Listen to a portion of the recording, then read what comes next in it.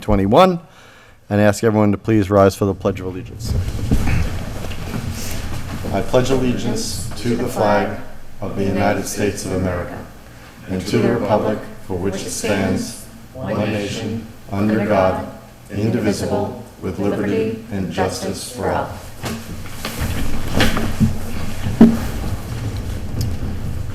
Good evening, everyone. Good evening.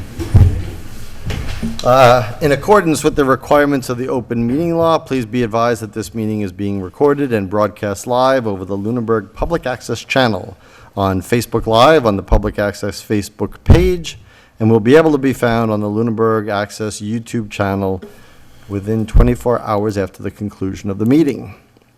If you would like to participate in public comment remotely, you can by joining tonight's webinar ID on Zoom. The webinar ID is 909-174-0347. And if you would like to join but don't have a smart device and want to use your phone, you can dial 888-475-4499. And once again, the webinar ID is 909-174-0347. And again, that is for public comments only. The agenda lists all the topics which may be discussed at this meeting and are those reasonably anticipated by the chair. Votes may be taken as a result of these discussions, and not all items listed may in fact be discussed, and other items not listed may also be brought up for discussion to the extent permitted by the open meeting law. Okay, I will start tonight's meeting agenda by seeing if there's any public comment from the board this evening. Only public comment is that yesterday, despite the rain, there was still the first night of the town band concerts, not at the gazebo at Whiting Street and Lancaster and Leominster Road, but at the TC Passios, where it was moved to this year. So there'll be 4 more weeks on Mondays of band concerts there, with one rain date if one of them does get rained out. Any public comment from the public? Is anybody raising their hand on the? No. No. Okay. Any announcements? None. No announcements. Appointments. Any appointments? We have no appointments. Well, we have one appointment that's coming up next, the workshop. So we have invited, there's the workshop is 2 items. I'm going to just address them. Let's talk about the goal first. So discussion on the select board goal related to the old primary school for FY 2022. So I was owing this board that in writing, but unfortunately, personal circumstances over the weekend with family member prevented me from doing that. In fact, I just got back today. So I owe that, but we can discuss without the actual writing. We can discuss just for review of our meeting with the Apdc what that goal is.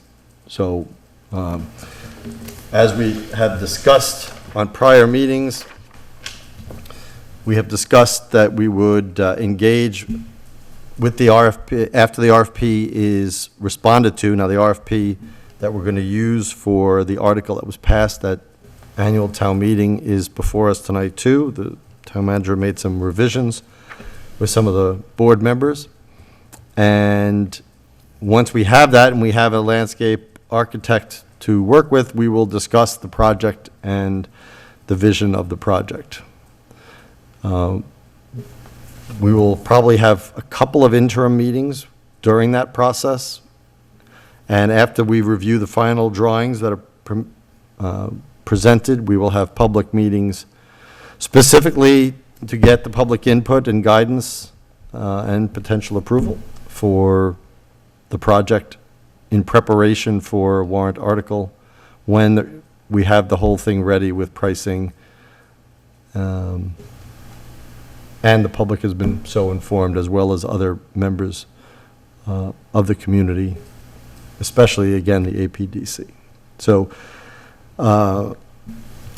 Michael Ray, if you want to, you sent me an email about what you owed me, I think, last night. So if you can review what your point was now. Sure. So one of the action items I recommended as well was to,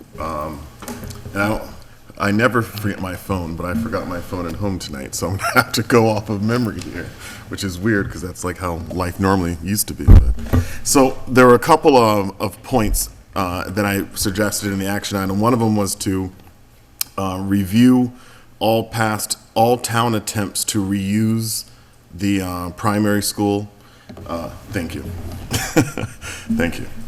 So the email that I sent, what I recommended was the actions being to compile a history of the actions attempted to reuse the buildings and summarize in a written report why future reuse is not a viable or prudent option. And then submit the report with an application for demolition to the Apdc and request a determination within 60 days of submission. Okay, so that is in summary, without the actual wording, that is the intent of the goal. And now that I have Michael's here, I can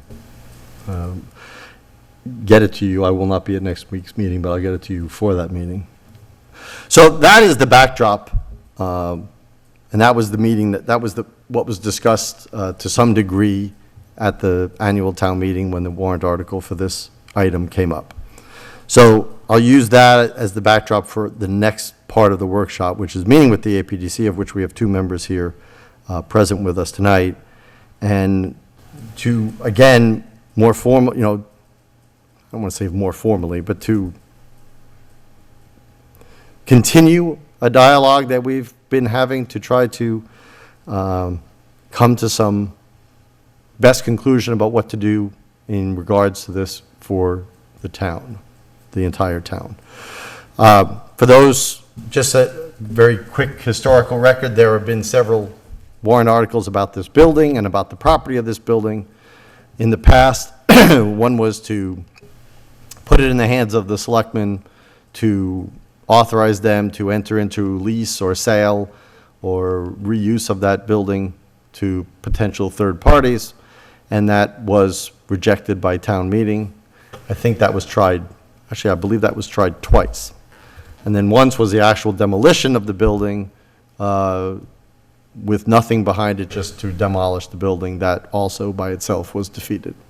So what I've heard, and from town meeting on several occasions, was that, and I always hate to do this because town meeting is 120 to 150 people, and it would be great if we had more representation for an 11-person town, but that's the only thing I have to go on because that's the only thing that officially is the record, is it seems to be that they definitely do not want to sell the land. The land seems to be the thing that's critical to the town. And I'll present what I see in my case, and then we'll just open it up. The second thing is that the cost of renovation for us to do the building, and this is my own editorializing, would be cost prohibitive for the town through taxpayer money to fund it. That if we tried something like that, especially with the town hall and community center project looming, would probably not be successful. So this article was following along what people wanted at a town survey that was done as an informal town survey at, not this annual, but I think it was the last annual or the last special town meeting where we did the survey. Where it was decided that most people wanted to see that made into some kind of park or green space area. So that is what the select board has decided to pursue. Now, in order to do that, it is no secret that part of that project is going to call for, as Mr. Jeffrey said, the request to demolish the building. And I think the discussion here, and both of you have eloquently on town meeting floor and also in your, I saw your, I guess the meeting that you had on Zoom after the town meeting, you have very eloquently stated what your positions are. And so what we're trying to find out is how do we come to a way to memorialize the building, if at all possible, without having to save the entire building, so that we can recognize the fact of its existence and whatever potential part of history it played from the APD's point of view, without having to save the entire building, because I don't think that's going to get us anywhere. And if there's funding that's not third-party funding to actually save the building, this would be the time for us to know that, because again, I don't see a situation where the town as a whole will fund the whole thing out of taxpayer money directly. So that is a summary of where we are here and what I hope to accomplish, to accomplish something that is, addresses, at least in part, both needs and recognizes what the town seemingly through official channels, and I say official channels because that's what we have to go on. Town meeting and committee meetings are official channels. So what the town at large may want in a popular survey doesn't seem to get to us because we can't engage it. We've tried different means of getting people. This meeting itself is publicized, and we don't even have many people on Zoom. So the official channels are the only channels we have to go on what people are looking for us to do. So that's the backdrop of this discussion, and hopefully at least the beginnings of trying to come to a mutual agreed upon conclusion that doesn't create a whole bunch of contradictions and confusion for the town. I'll open it up to the board, or if somebody from the APDC would like to speak next. I'd like to hear from everybody. Sure. Okay. Does anybody else want to say anything to add or add their feelings in? Or if I misspoke about something, please correct me too. So. Personally, in the Google Drive, there was the summary of all the articles that have been before the town since 2016 regarding the property, and I think I didn't remember all of these, and I was actually surprised at how many articles have been before the town just in the last 5 years regarding these properties. And to me, I think it shows that the course that we're taking of step by step, going through here, coming up with a solution supported by town meeting to at least come up with a concept for a town park is something we should pursue. And it seems to be the only thing that we had any real agreement on in the last 5 years as a town to advance this. Anyone else? Yeah. And picking up on that, as we go through these, and if it's, I recommend that we do provide this report over to the APDC. I think it's a good 3-page summary, starting with 2016, of the efforts that have been taken to try to do something with the property. But what stands out the most is an article that we propose as a non-binding resolution. So in addition to doing the survey, in which it was a ranked choice survey, and the questions that were asked included, a town hall as the location for a new town hall, rebuilding, using the existing building for a new town hall. Senior housing was one of the options on the list. And then we had 2 different variations of a park with green space and a green space with the parking lot. And both of those were, as I recall, the most wanted. And then we had in 2019 a non-binding resolution at a town meeting asking the town specifically to see if the town will support the demolition of the old primary school. And that was voted overwhelmingly. So I think that as a board, our responsibility being to all residents in our community, and of course, sticking with the restrictions and the guidelines that are in our charter and in the bylaws, it seems that the next steps for us are to move forward with demolishing the building, preserving the land, and then having a use on the property that is more desirous by the community. So my own opinion on this is that, I think that buildings all have lifespans. I do. And I think that just as, and I hope I'm not repetitive in saying this, but just as when you have 4 children, you might need a 5-bedroom house, and when you don't have those 4 children, you might want to think of a 2-bedroom or 3-bedroom house. I think it's the same thing with our town, that we've struggled to find uses for old schools. I think that we've done a great job of maximizing the space of town property that was designed and intended for municipal purposes, but we've really struggled to figure out how to convert those buildings that were intended and designed for children and to use them for a municipal purpose. And I think it has been to our disadvantage that as we've built new buildings to get a number that's more palatable, that we have consistently excluded the cost of demolishing the building that's being vacated. And so now we're in this situation where we have a building that's in our historic district that is intended to help vitalize commercial activity, that we have residents, the farmers community that would like to see that space potentially expand the farmers market. I think that it can be seen as a center point for a lot of people to engage in different types of family events. And there's a clear want, I believe, within our town to still use that land for purposes, but you know, the hurdle right now is we have a building that, in my opinion, the only value of it is that people went to school there. And I don't think that that's a justification for preserving buildings indefinitely, that because someone went to school there or a significant portion of people went to school there, that somehow that rises to the level of, for the rest of our history as a town, that ought to be preserved. I think that if we fast forward and think that the town may be around for 500, 1,000 more years, we can't hold on to every building. We need to modify our needs with the times. So that's where I stand personally, is that, I think, and as a professional who works in property, I don't think the building has any residual value. I think it is well past its prime. Before I open it up, I just want to add one thing, which is, I don't want to say it's the elephant in the room, but it kind of fits that case. Because it was discussed that if this building were to be demolished, then this building that we're currently in or the Ritter building would potentially be next. And I see them as vastly, vastly different things.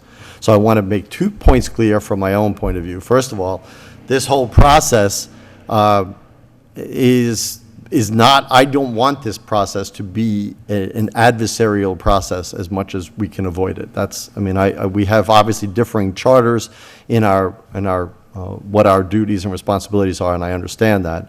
But I'm trying to get to some kind of available compromise, number one.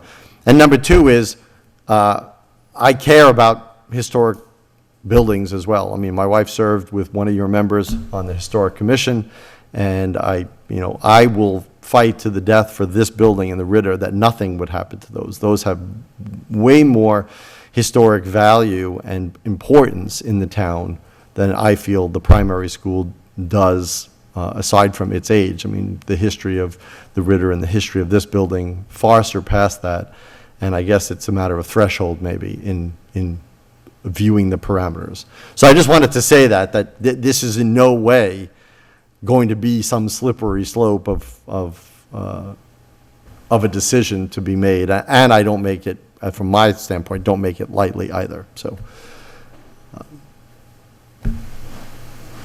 Mr. Chair, could I just add something to that? Mr. Franco, yes. I just want to shore up precise, I'll only take a second here. So I concur with both Mr. Jeffries and the chair on this, and you'd be hard pressed to find somebody that's more personally concerned about historical preservation than I.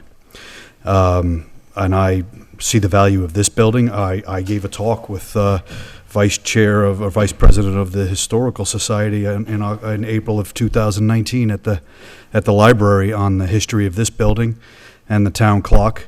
The history, this is, again, I'm speaking personally, but I'm just letting you know where my sentiments lie. I would also fight to defend this building and the Ritter. To me, they are vastly different from the old primary school. Nobody's yet convinced me of the historical value of the primary school, other than it is old, and being old alone doesn't make it historical. I'm open. I'll listen to arguments on how it is historical, but I haven't heard them yet. So, thank you, Mr. McGrath. Richard McGrath, 22 Cushing Lane. I'm chairman of the Architectural Preservation District Commission. I'll address some of your comments. We're not here in an adversarial, we're here to support the select board, to educate, to give information, to help you make better decisions, whether you take what we have to say or not.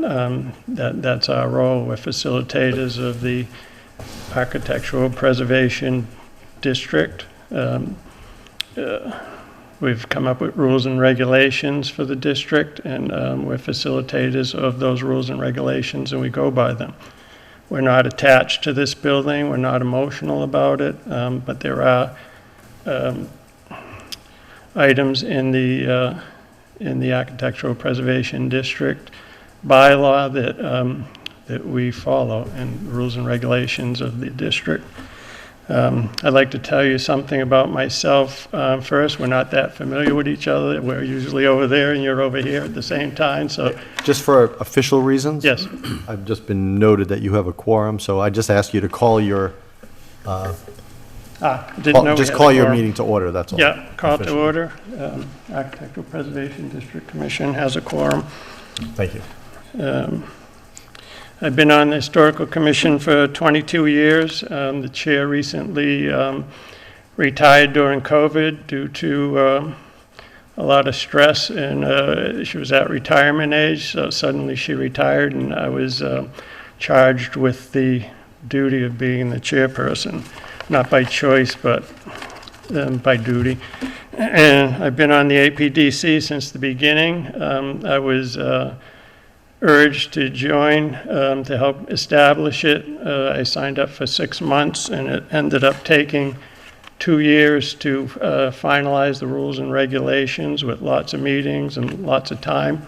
The planning board had underestimated how long it would take to establish those rules. And I'm still here. I'm chairman, again, because of circumstances of other members don't allow them to do it, and I seem to have this sense of duty that it's an important job, and I've taken on it.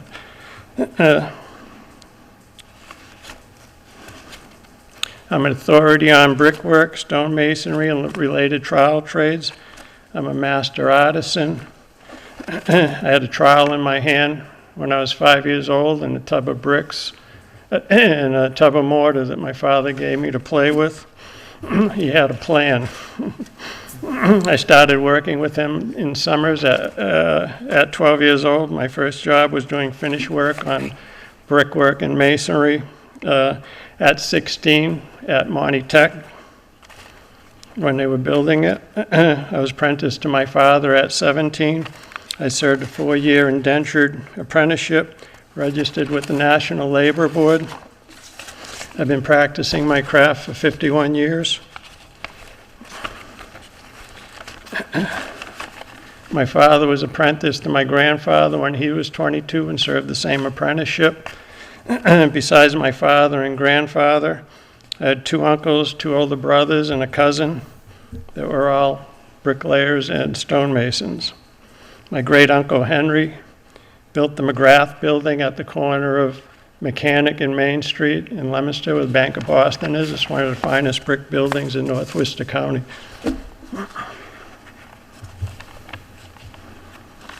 I worked on construction as a bricklayer on elementary schools in Townsend, Princeton, Leominster, Gardner High School, Lawrence Academy. I worked on the Fitchburg Post Office, Air Courthouse, Leominster Hospital, and other public and private buildings.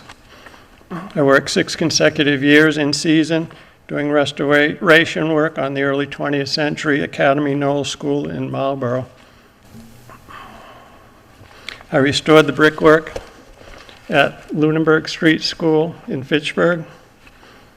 I did the brick restoration on early 20th century school conversion in Medford. I did repair work on a number of old schools in Fitchburg and Leominster for the school departments there. I had a contract for a number of years to do restoration work on early 20th century schools, libraries, fire and police stations in Newton. I worked for 3 months at Framingham State, restoring brickwork on their early schools. I'm an expert witness before the state court and in the American Arbitration Association.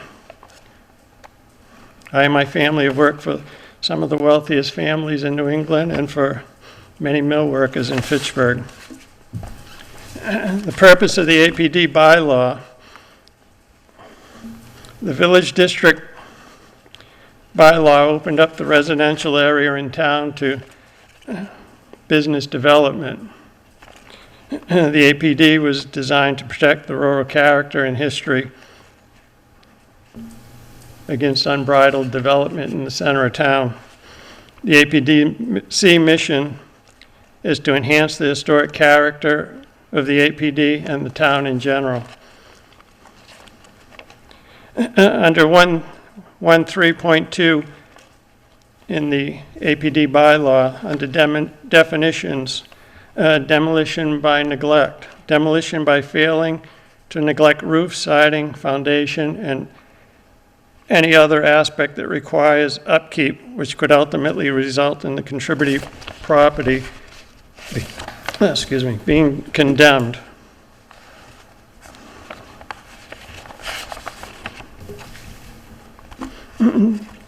In 2018, the Apdc did a walkthrough of the primary school. We noted roof shingles and failing flashing, broken windows, water in the boiler room, vegetation growing up around the outside of the building, and insufficient drains. The Apdc determined bylaw violation. We wrote a letter to the Select Board notifying and specifying remedies according to the U.S. Interior Department Bulletin Number 31, mothballing of historic buildings. We sent periodic reminders to the Select Board, and that building is still in violation of the bylaw.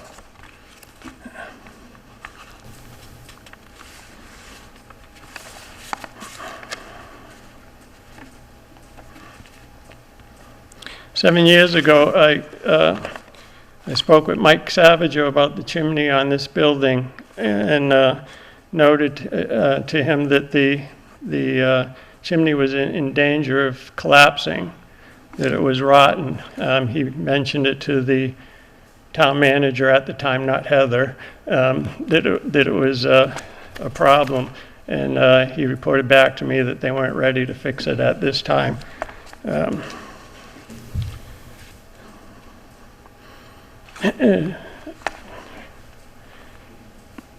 When we went through the walkthrough at the primary school, we reported flashing on the parapet wall that was coming off. And then on another walkthrough, we reported that the flashing was off and lying on the ground, and there were loose brick on top of the parapet wall. I'm aware of a number of cases over the years where parapet walls and bricks have fallen off and hit people. There was a case 6 weeks ago approximately in New Bedford where bricks fell off a parapet wall and hit 2 guys standing below and put them in the hospital. With the recent vandalism at the school, this is made possible by and contributed to demolition by neglect. The town liability, if someone gets in, the windows were all smashed, and it was easy. You could just reach in and lift up the sash. I could have gone in and dropped into that building. On our first walk through, the center of that building was packed with boxes of paper. If that was torched and someone got hurt, the town would be liable. Or if the bricks fell off the parapet wall, it's the same situation. I'm not a lawyer, but because of the town being in violation of the bylaw, is it vulnerable to a large lawsuit? And in such incidents, will an insurer pay? I think that's an important question to ask. We live in a throwaway society. Past generations valued the buildings and the taxes that paid for them. The town has a long history of reusing its old schoolhouses and buildings. The Jones House on Main Street has a second floor that was one of the one-room schoolhouses originally in Lunenburg. The fire station that was behind the Ritter building also had a second floor that was one of the one-room schoolhouses in Lunenburg. The number 2 schoolhouse is still used from, I think it was built in 1850. It's on the common little brick building across from the gazebo on Lancaster Street, still used as a residence. There's a one-room schoolhouse on Whalum Road that's still being used as a residence. Lunenburg Academy that was on Lancaster Street somebody valued that and moved it to Fitchburg to Kimball Street, where it stood until its recent demise. The Bellows House, there was an article in the Ledger by a member of the Historical Commission last week. The Bellows House, which is now the Eagle House, was used as many different things over the years. That was built in 1730 and is still being used today. And that's a wood building that's 300 years old. The 80-year-old, 90-year-old primary schools made of brick and concrete is a much hardier building than the Bellows House. The Jones House and the Brown House were owned by the town and were deemed to be dilapidated, and the consensus was to tear those houses down. The Historical Commission advocated for the preservation of those houses, and they were sold and restored and are quite beautiful in the town today.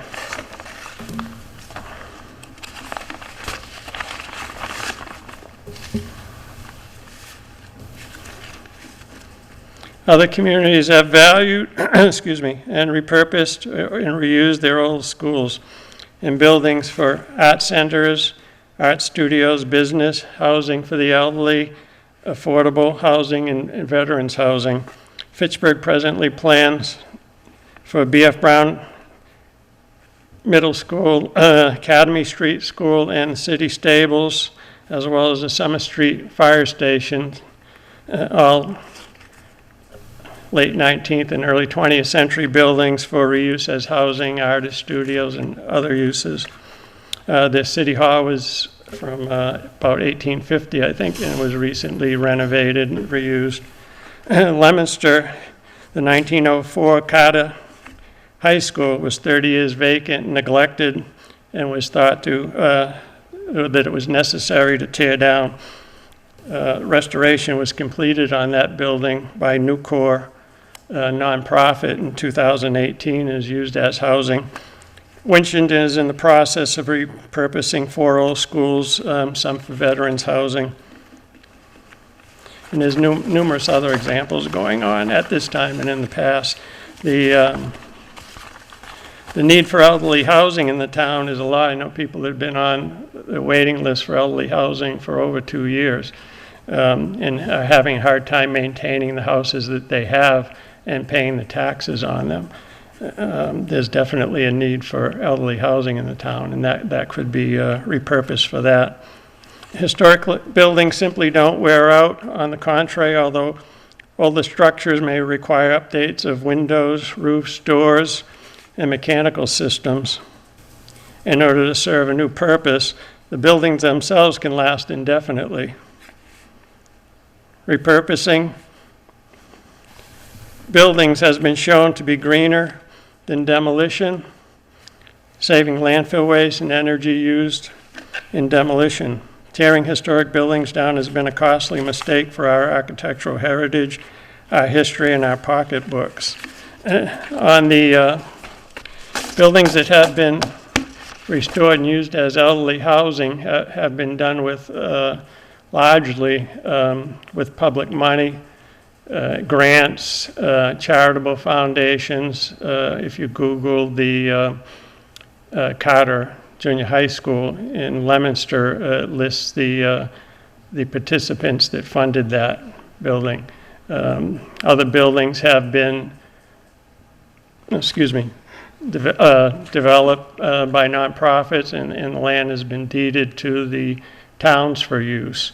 That could be a possibility with that property. The The building could be elderly housing, which would be an asset to a park there. There's enough land for a park and the building. And the park would be an asset to the building. People would be watching over the park, so vandalism wouldn't happen in that part of the, is kind of set back there, and it's one possibility. That's all I have to say. Thank you. Any questions? Well, I have some comments about some of the pieces, but I don't know if the rest of the APDC would like to speak at all. Okay. So just a couple of points. So liability, I'm going to take them not in any particular order here. So liability you mentioned, and that is, again, a primary concern to the town. So liability is one of the reasons that people come to, and certainly I would include myself among them, that, again, if I start with what I prefaced the conversation with, that I don't, if the town has to fund it and come up with the money, I don't see the town passing that. And therefore, so the liability is more, it takes a larger life than the building itself in any regard.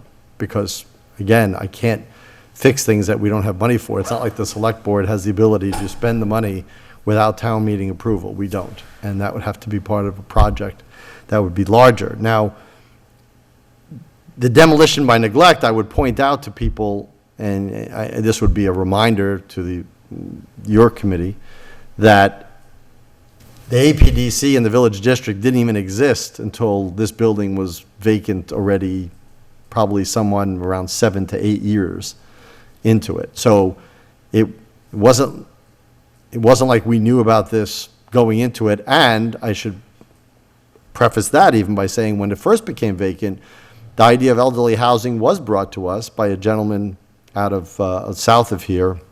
I don't think it was in the Milford area, I believe. Mr. Jewell, who approached us, and we locked up, the town, and I was on the board at the time, committed 3 to 5 years to allow him to try to get the funding through HUD for elderly housing. So we recognized the fact that elderly housing was needed, and some of the residents and some of the, not residents, but some of the members of the Eagle House did come to us and lobby for that, and I couldn't have agreed more, and we left it for Mr. Jewell to present. Unfortunately, the timing was such that the 2008 economic crisis happened at the same time, and therefore all federal money for HUD and those kind of projects went away. And so we tied up the building for like 5+ years just trying to do that. So it's not like we haven't tried to address some of the things. We find ourselves in a position where, the demolition by neglect, as you point out, was not intentional, but gets to a point now where the cost of renovating it or even to seal up the building is going to be difficult. Of the items that you listed to us, I believe we completed all of them except the roof work. Is that correct? Correct. So, and again, there was just a disagreement on this board of spending the $15,000 or so that was asked for, because why are we putting money into something that the town has, or the townspeople have made clear that they don't feel they're going to spend the money on. So that's, wanted to just make that comment. Now, you brought up the Jones House. There were members of this board, and again, I'm going to speak personally here. I was on the board at that point, and we had to lobby heavily to our own members because there were 2 members of this board at the time, none of them on it now. I'm the only remaining member from that decision, who wanted adamantly to tear the building down. And the rest of us fought to say no, to the point that we gave it away for $10 to somebody who would commit to fixing it. So I have a history of committing myself to these kind of things. I just don't think, and I think it gets to be a personal disagreement, I just don't think this is the building. And to Mr. Franco's point about historical, I don't want to conflate old and historic. I don't think they're the same thing, and I think there were many people who would say it's not the same thing. Just because a building is old doesn't make it historic, and just because something's historic doesn't necessarily make it old either. So I think that has to be kept in that light. And also, you mentioned lastly, the mission of the village district was because we were allowing the center of town to be opened up to economic development, the village district was put in place first and foremost to protect against rampant economic development. Well, the project we're looking for certainly allays that fear, because we're looking to put a park there. We're not looking to put anything economic there. We're not looking to put stores, strip malls, businesses, anything. We're looking to put a town park in a location in that spot. So it's certainly the project itself fits the village district and certainly protects against rampant economic development. So those are just the points that I wanted to say. Anybody from the board have any questions or comments on Mr. McGrath's statement? The only thing I'd add is, can you refresh my memory on when the APDC bylaw passed? Was that 2017? 15. Because one of the points that you made was about the demolition by neglect, which I don't happen to disagree with. But I think it's relevant to the discussion that, we created that bylaw. I think as Mr. Alonso, as the Mr. Chair just noted, after the building had been vacant for quite a period of time. And, I don't believe that the problems arise between 2015 and 2018. I think they were pre-existing, probably just worsened during that period of time. After the last meeting with you, there was discussion at your meeting about funding to restore. I watched a few of your meetings, and there was discussion about funding to restore the building. I used that information, and I approached our state delegation to ask and inquire about how we can get access to some of that funding. And so what I've been able to determine so far is that Fitchburg and Leominster, which both have used old buildings and had access to funding to do so, that funding is offered in large part through the state to areas dependent upon their population, so cities, to convert areas into residential use to help resolve the state's ongoing concern about not enough housing. And so when you look at Fitchburg and the money that they've spent in certain areas, that's why they had access to that funding. There were specific programs that we as a town of a smaller population are not eligible for. But I did make an effort to look into that to see what programs exist. And there are smaller organizations, as I think you guys yourselves have identified, that will contribute, $5,000 here, $10,000, $15,000, $20,000 there. But the millions of dollars, that's needed is not something that, we have access to, in my opinion. And as a member of the TCB Design Committee, one of the things that this discussion is, makes me think about is that, we went into that plan project anticipating on rehabbing a building and get to a number and that we realize is higher than a new build cost. And I do agree with you on the aspect that part of our society has shifted. There's not as much of an attachment. People, I think, like the look of certain buildings, but I don't think that there's as much of an attachment to things as perhaps there used to be. And now I think a lot of things come down to the money. And it's just, what does it cost? And it's hard to get people to spend more money to preserve something when they can spend less money and get the same or a better result, generally. So I do agree with that general sentiment that you expressed.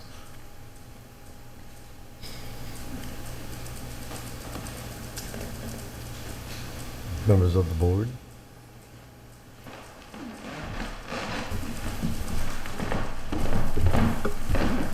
Again, we're not here to be adversaries. We're giving you information and doing our job as commissioners of the APDC. Let me speak to the historic aspect of that school. What makes the 1929 School historic. It was the first dedicated high school in Lunenburg. It was where students and parents' hopes and dreams for the future were fostered. Architecturally, the building was designed to foster education with high ceilings and tall windows to fill the rooms with light and long slate chalkboards. The architecture is simple, reflecting the wealth and thrift of the small rural community of Lunenburg. History is not just about Hancock visited this house over here, Luther Burbank lived across the street here, Arnold Dickinson lived in the mansion on Northfield Road. But it's more about Susan Brown lived over here. Proctor lived on the farm down the street.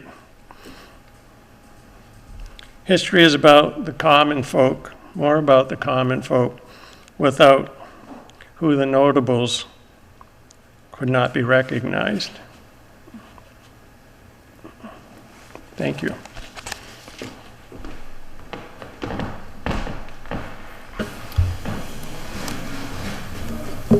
Please, yeah, absolutely.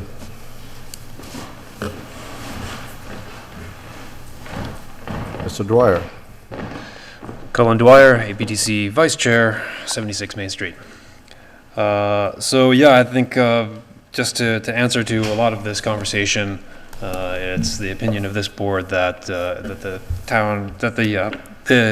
old primary school has historical value, not only just because of the history of the place, but just because of the architectural style, and that is what our board does. We preserve different styles of architecture from different periods, and I think any building that you build now is going to be a replaceable building, and really it's the buildings that were built before World War II that I think are irreplaceable. They just have a very different look and feel to them that once they're gone, they're gone forever, and we're never going to build anything that has that look or feel again. And so I think it's besides just the dollar amount of how much it would cost to renovate it, I think it also, I feel that it has that value of the architectural value. And that was also the intent of the APDC, was to preserve layers of history, that there were different buildings from different time periods would be represented, that we weren't going to just tear down all the old ones and replace them with new ones. And I don't think that's going to be a successful plan for our town center. And if you look at a lot of other town centers around us, I think you'll agree that the successful ones have preserved the old buildings. So I think that needs to be considered when we consider its value. Now, with the TC Passio's redesign committee, there was just another idea that came up, was just that but before the old primary school was considered surplus. That was the conclusion of the building reuse committee, that the town didn't need it, they didn't want it, they didn't know what to do with it. And now, very much contrary to that, the TC Passio's design committee has found all kinds of town uses and town needs, things that the town needs building space for, which is very contradictory. I don't really know what to make of it, but the first thing that occurred to me was that, well, maybe there is a need for this building, and maybe there is a use for it. Maybe it's not surplus. And I think anecdotally, I have heard a lot of people say that they would rather see us put money into rehabbing an older building than tearing things down and building new ones for space that we already have and that we could already use. And I just I wonder if it's really gotten its fair shake, if there's been enough people kind of pulling for this building, because I think those people are out there, and if they're not, I don't know why the APDC bylaw passed at all, or why we're here. Because I have to admit, I haven't heard a whole lot of support for it, except anecdotally, that people would like to see that building preserved. Politically, I haven't politically, we don't have much left to stand on to preserve this building, but we're still trying. I guess that's it for me. Yeah, I want to be clear, and I hear you, and I know the passion that all of you have for it, and I understand that. I mean, there's been no other front, so any support for the APDC that you're looking for potentially doesn't exist because there's not any other front that I know of that's happening right now. But if you were to pitch other things, again, to me, this building is inviolable. The Ritter building, the same way. I don't know all the buildings and the whole catalog of assets that the town owns, but I'm sure there are other ones that I would get behind too. I think, and I said this at town meeting too, I mean, I just think we're at an impasse. I mean, the demolition by neglect it's not on the select board shoulders alone. We have to convince town meeting to spend the money. We don't have a checkbook that we can just say, hey, we'll just write it. And they've made it clear that there's not a whole lot of interest in selling the property, and if they're not going to sell the property, it's going to be hard to get a third party to put in the kind of money that we're talking about. Now, if your commission has ideas about how to save the entire building and get funding, again, this is the time to do it. And also the plea, and I'll say it from my microphone as well as what you just said, if there are people who feel one way or another, this would be the time to let the town know. Because again, we want to do what's best for the town. I don't have a personal stake in this building one way or another. I want to do what the town is going to support instead of just year after year and decade after decade looking at the building going nowhere. If we're going to renovate it, let's renovate it. If we're not going to renovate it, then let's put something else there. But we're slowly and surely running out of time to do that. I completely concur that the town's indecisiveness about what to do with the property or how to dispose of it has made it very difficult for all of us to know what direction to go in. When you called us here tonight, I was hoping that we would talk about how we could successfully integrate this building into our park. And you brought up the topic of how we would memorialize this building. Maybe you'd like to elaborate on that. It sounds like maybe you had some idea. I don't have a fully fleshed out idea, but I mean, there could be ways I'll harken back to when Emerald Place was built and Whalum Park was being torn down and there was no APDC back then. And, the Historical Commission worked tirelessly trying to get them to save parts of it, the carousel, put memorial plaques, put something, save a wall of something, right? I'm offering, I guess, at least the notion is if there's a facade that we can do something with, and maybe it's not renovating the whole building, if it's maybe it's a shell structure, I don't know, but if somebody comes up with ideas that doesn't cost them millions of dollars, but also saves some of the things that you feel are precious, I think these are the kind of discussions I wouldn't mind having either. So there's if we look at one end of the extreme is demolishing the building, one end of the extreme is renovating it to something else in its entirety with functioning systems and electric and plumbing and redoing every system in there.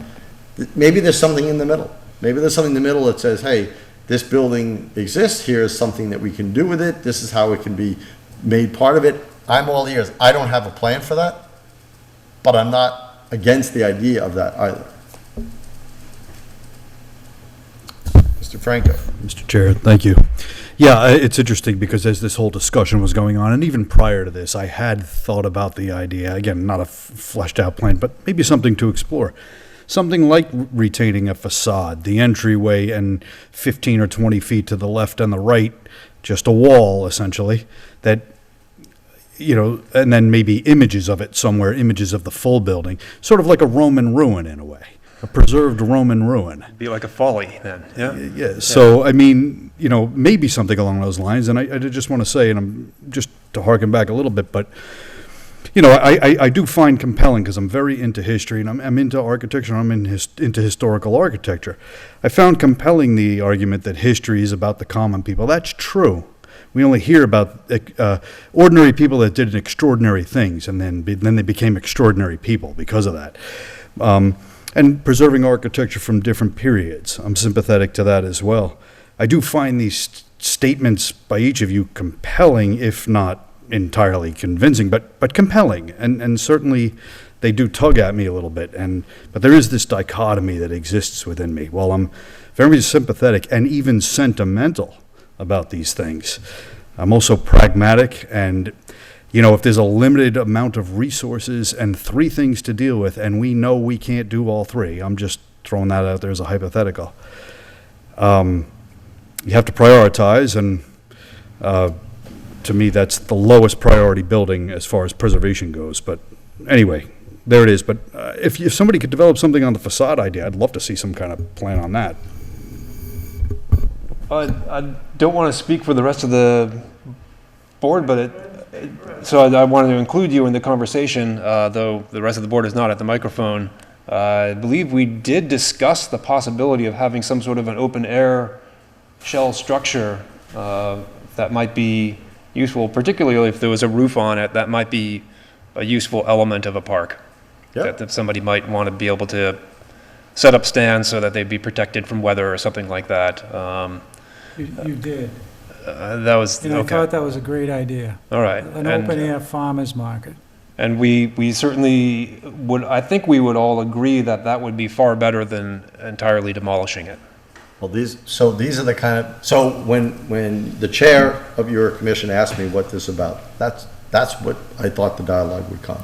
All right. We would come up with something in between that we could, nobody's looking to outrule, overrule, anything. We were trying to find a common place where your goals are met, maybe not the way you would have liked in a perfect world, but not that they're totally not included, and the same from our end. So I think that maybe when we get this RFP, which hopefully we'll approve tonight to submit, and when we get returns, we can come back and on our first meeting, again, I wouldn't mind you gentlemen being involved in that first meeting with the landscape architect, so we can talk about ideas and let them do their work after that initial meeting. Yes, I think I'll speak for all of us. I think we would like to be included in that process. Anybody on the board? I'm throwing out ideas before I put them before the board. This is the first they've heard this, so. No, I remember the one time that we met, it was albeit virtually, that idea was presented, I believe by you, Colin, to gut the building and open it up as a farmer's market, something by which I've in my travels around the country, I've been to several similar buildings where they got them and used the floors so that it's out of the weather, but the doors are open so people can go in to do business with the farmers, the farm-to-table people and so forth. So I remember saying at that time that was like one of the best ideas that I've heard so far. And in conjunction with a park, I think that would be a great idea. So, I want to say that, and I entirely agree with the chair that the last thing we want to do here, I know, and I think I speak for all of us, is to not partnership with the Apdc. That's our intent, and I bring that up because at town meeting, I heard this conspiratorial tone, which, quite frankly, I took umbrance to, but I don't believe it was from you people, but some of the people in the audience, and that could be further from the truth. We have no agenda here. We were just trying to do something with the building because it's in such disrepair, and as Mr. McGrath said, we were concerned about liability and so on and so forth, and I think it was me that kind of pushed us last fall to go over there and just at least view it and come up with some kind of idea, and we move forward on it. But there's no agenda here, I don't believe, and I hope I'm speaking for everybody. In fact, I'll speak specifically to the article where it was implied that we were putting that in specifically so that we could steamroll, I think that was the word somebody actually used, steamroll over the APDC, oh, so there you go. And I can tell you right now, my intent in putting that over was to end an impasse if it existed, and I'm trying to, through every power that we have working together, to avoid the impasse. If we get a project that both sides can agree on, I would love never having to use that provision. That's not what my intent was, at all. Or our intent. I mean, it wasn't like I put it on there. We voted to put it on there, so. So yes, to Mr. Marino's point, I mean, we want to come up with a project that is mutually agreed upon, that addresses goals of ours in both directions. Well, I may back off of that statement as a member that Chair just stated. So I'm not fully in that position. So, I was married at the Old Stone Church in West Boylston, which is a building facade. It's a stone building with a roof, and many people know it well. And I don't object to that concept in general. However, I think that I'm in favor of demolition, period. And I think the only circumstance which I would not support demolition is if there was a cost that was lower than the cost to demolish. So, I believe that while we can as a group come together and have a good discussion about what we would like to do with this property, that ultimately what we're doing is for the people who aren't in this room. And I don't think that there's any sentiment I've heard from the people not in this room that there's an interest in spending money for preserving historical structures in town, while we also have other building needs that we're looking at. Outside of this discussion, we have to talk about how we get away from having 3 versions of a town hall and have one. And that's what the TCP Design Committee is trying to do, as well as a whole host of other things. And the dollar number we're talking about is 18 million. There's conversation from some about the need in 5 to 7 years or 10, depending on who you talk to, for a potential school. That's good. If we use our previous schools as an indicator, that's tens of thousands of dollars. Later in our agenda tonight, we're going to talk about a 40B, which is looking to build 200 units on Howard Street. And we can assume how many kids will enter our school system if that happens. I don't believe that we're in a position where there's any appetite to spend any money on buildings that don't have a clear and obvious historical value that we all can get behind and support. That's not to say that I disagree with what I've heard so far tonight. I think that in a more perfect world, where with unlimited resources, then I would be completely on board. But I am in the building should be demolished camp. And like I said, if it's going to cost less to keep it standing and to gut it out, then absolutely I'll be all for it. But it does come down to money for me. All good points being made here tonight. Good discussion. The open air market concept, though, that's not just preservation for the sake of preservation or some sentimental attachment. That actually does serve a function, and that might be worth a little bit more money than the cost to demolish, in my view. So, just throwing that in there. Well, we looked at some pavilions as well. And so, I would modify that statement to say the cost is less than demolishing it and building some pavilions. Well, this would be a big pavilion. That's the word I couldn't come up with at town meeting. Totally blanked on the word pavilion. Mr. Dwyer, Mr. Stage Dwyer. One thing I did is I looked back at the TAP A report, because they looked at 2 options for that property. One was to renovate the existing building, which came in at roughly 6.6 million. And this was done in 2016, I believe, or 2015. And then the other option was to do new construction, which came at 7.1 million, so roughly $500,000 difference, which essentially is the same price whether to preserve it or demolish it. The reason I'm more in favor to demolish the building, unless, as Mr. Jeffries alluded to, that it would cost us less to keep a shell up, is because if we demolish it now, then the town has the use of the property as a park, and we don't have an eyesore of a building sitting there for years and years And then maybe we preserve it and renovate it, 20 years from now or 30 years from now when we need that property. I'd much rather see the town get the use of the property in some form that's favorable to the residents, if possible. I wouldn't be against preserving the shell if we could, but again, I tend to fall with Mr. Jeffries on this. It would come down to cost for me.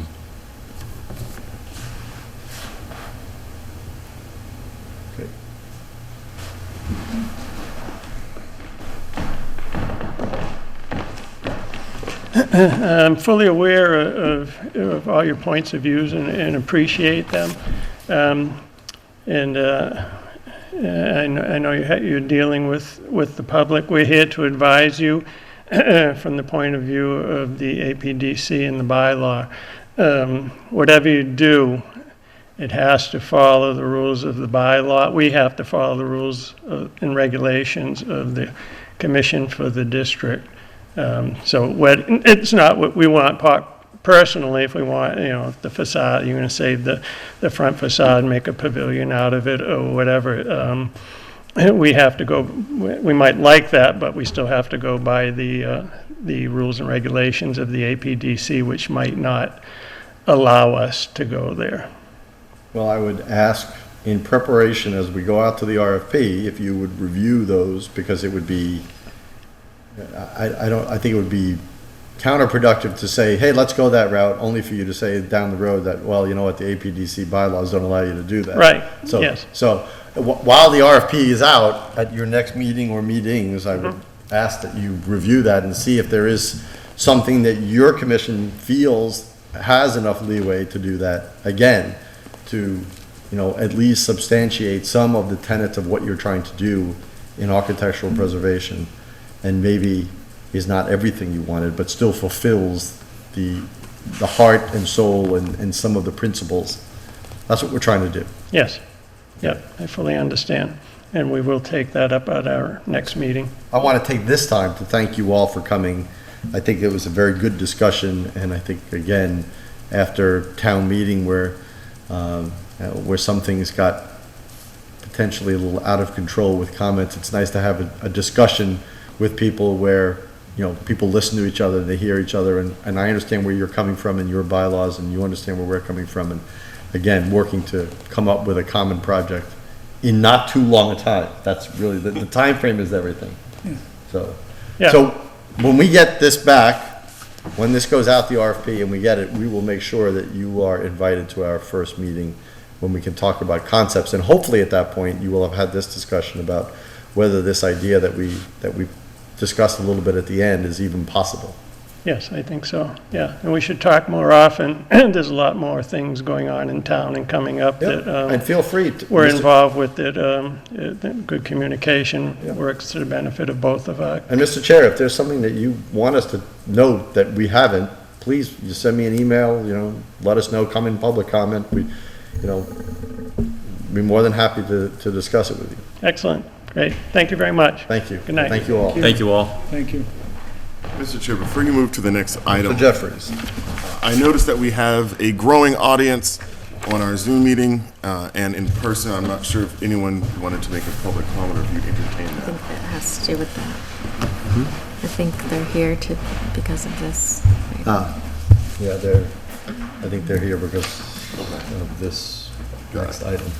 Okay. Should we go into that item, or should we go to your report first? We can skip over Well, my let's go to the report. rati- You want to just do the ratification? Yeah, let's just do the first? ratification. Let's go in order here. Interviews, appointments, reappointments, and resignation. So we have the ratification of the town manager's reappointment of John Godek, I don't know how the syllable is said, as constable, term to expire June 30th, 2022.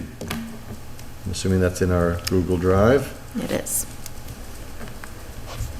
Anything you'd like to say about? Nope, this is Mr. a Goodette? reappointment. I don't know if the former chief would like to say anything. Yeah, he's been doing it for quite a few years, I guess.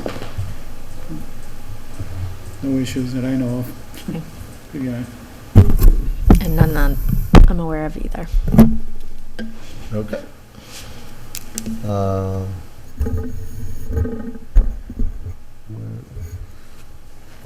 request for reappointment. So, again, been doing the job for a while, and obviously nothing outstanding that would prevent us from reappointing, so I would entertain a motion on the reappointment of John Godek as constable, term to expire June 30th, 2022. So moved. Do I have a second? Second. Any further discussion? All those in favor, please say aye. Aye. Aye. Opposed? None. He is ratified. Do you want to do your report, or do you want to go to that? We can Let's skip do- over, Skip over the report? yeah, it's a Okay, we'll skip longer- over the town manager report because we have people.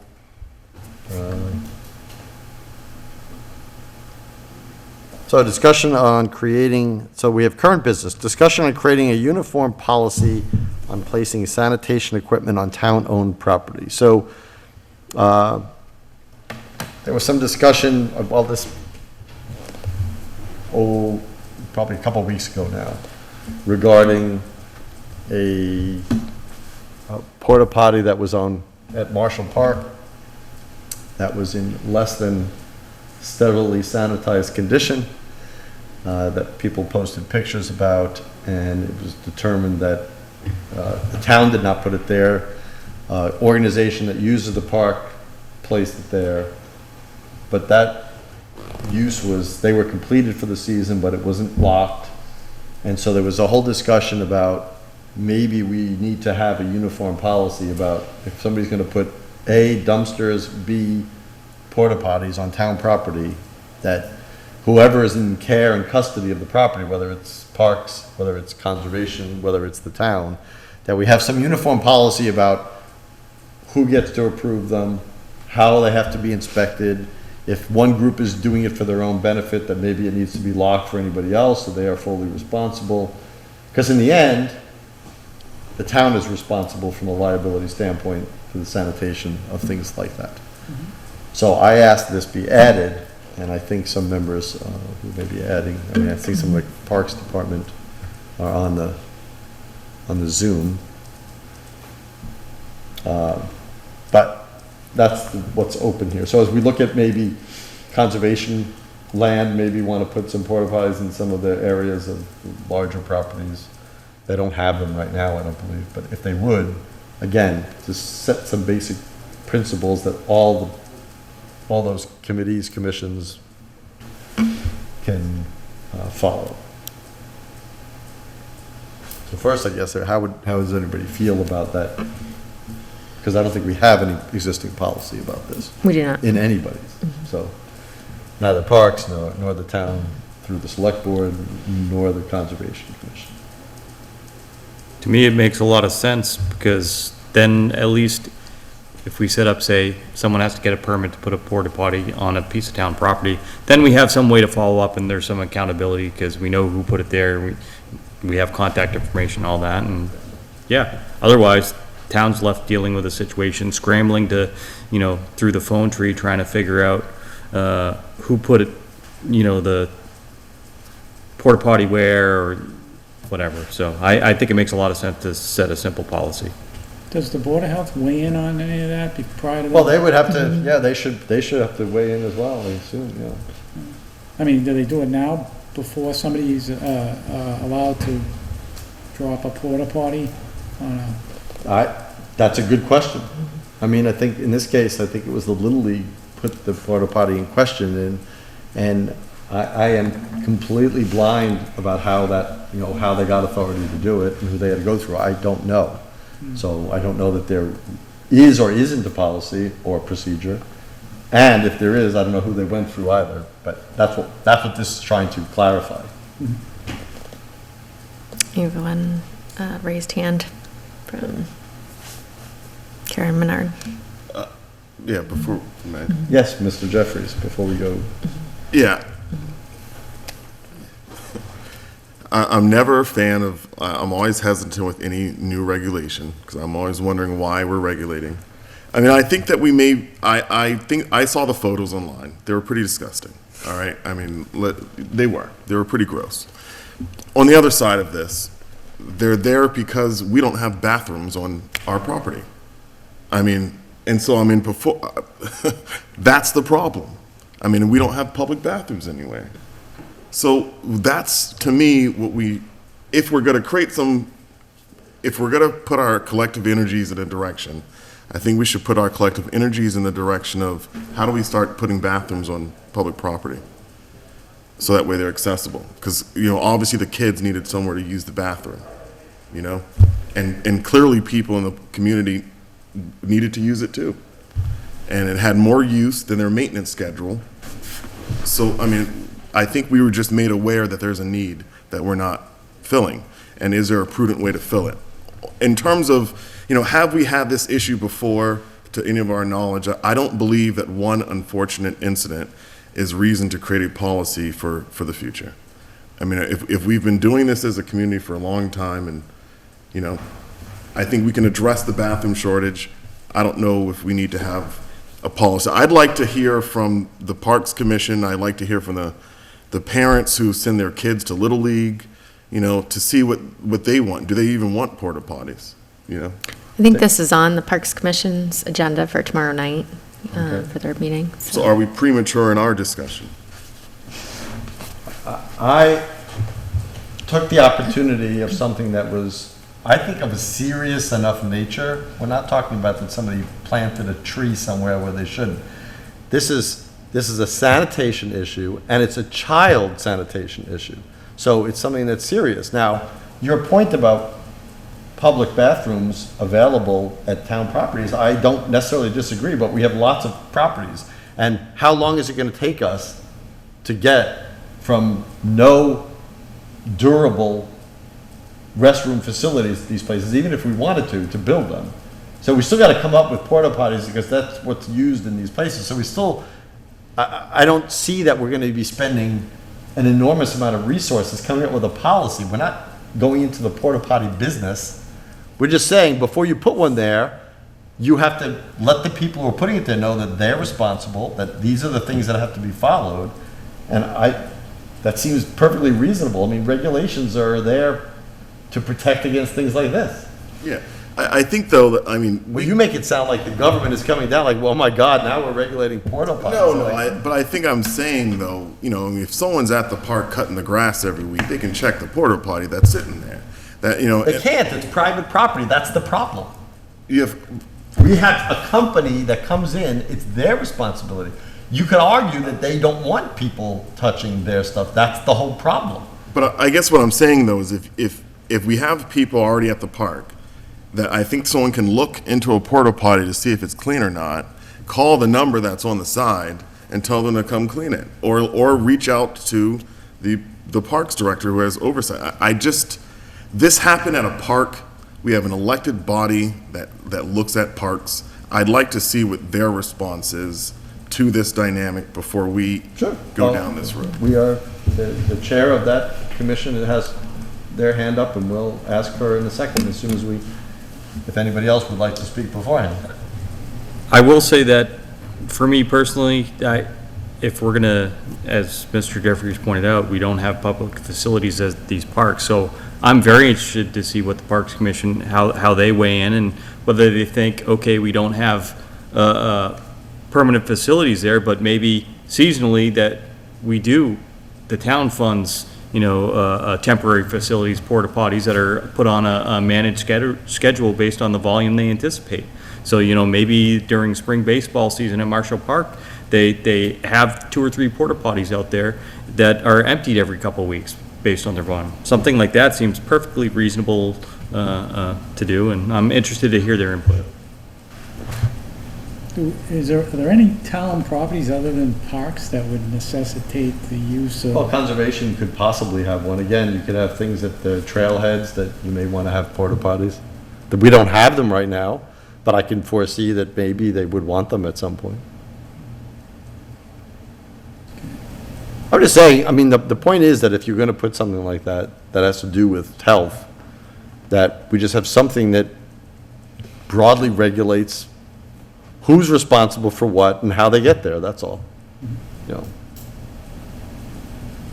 All right, without further ado, we will ask for the chair of the Parks Commission, who patiently has her hand raised, so Karen Menard. Hi guys, Karen Menard, Chair of Park Commission. I actually wasn't looking to chime in too much on the park side of things, just because we're still in discussions and it is on our agenda for tomorrow. I did want to just let you know that the Board of Health doesn't have any regulations on this. I was hoping that they did. I called them as soon as this came onto my radar, and I had a discussion with Andrea in the Board of Health's office, and they don't have any regulations. So there's nothing there that we as a park commission can fall back on.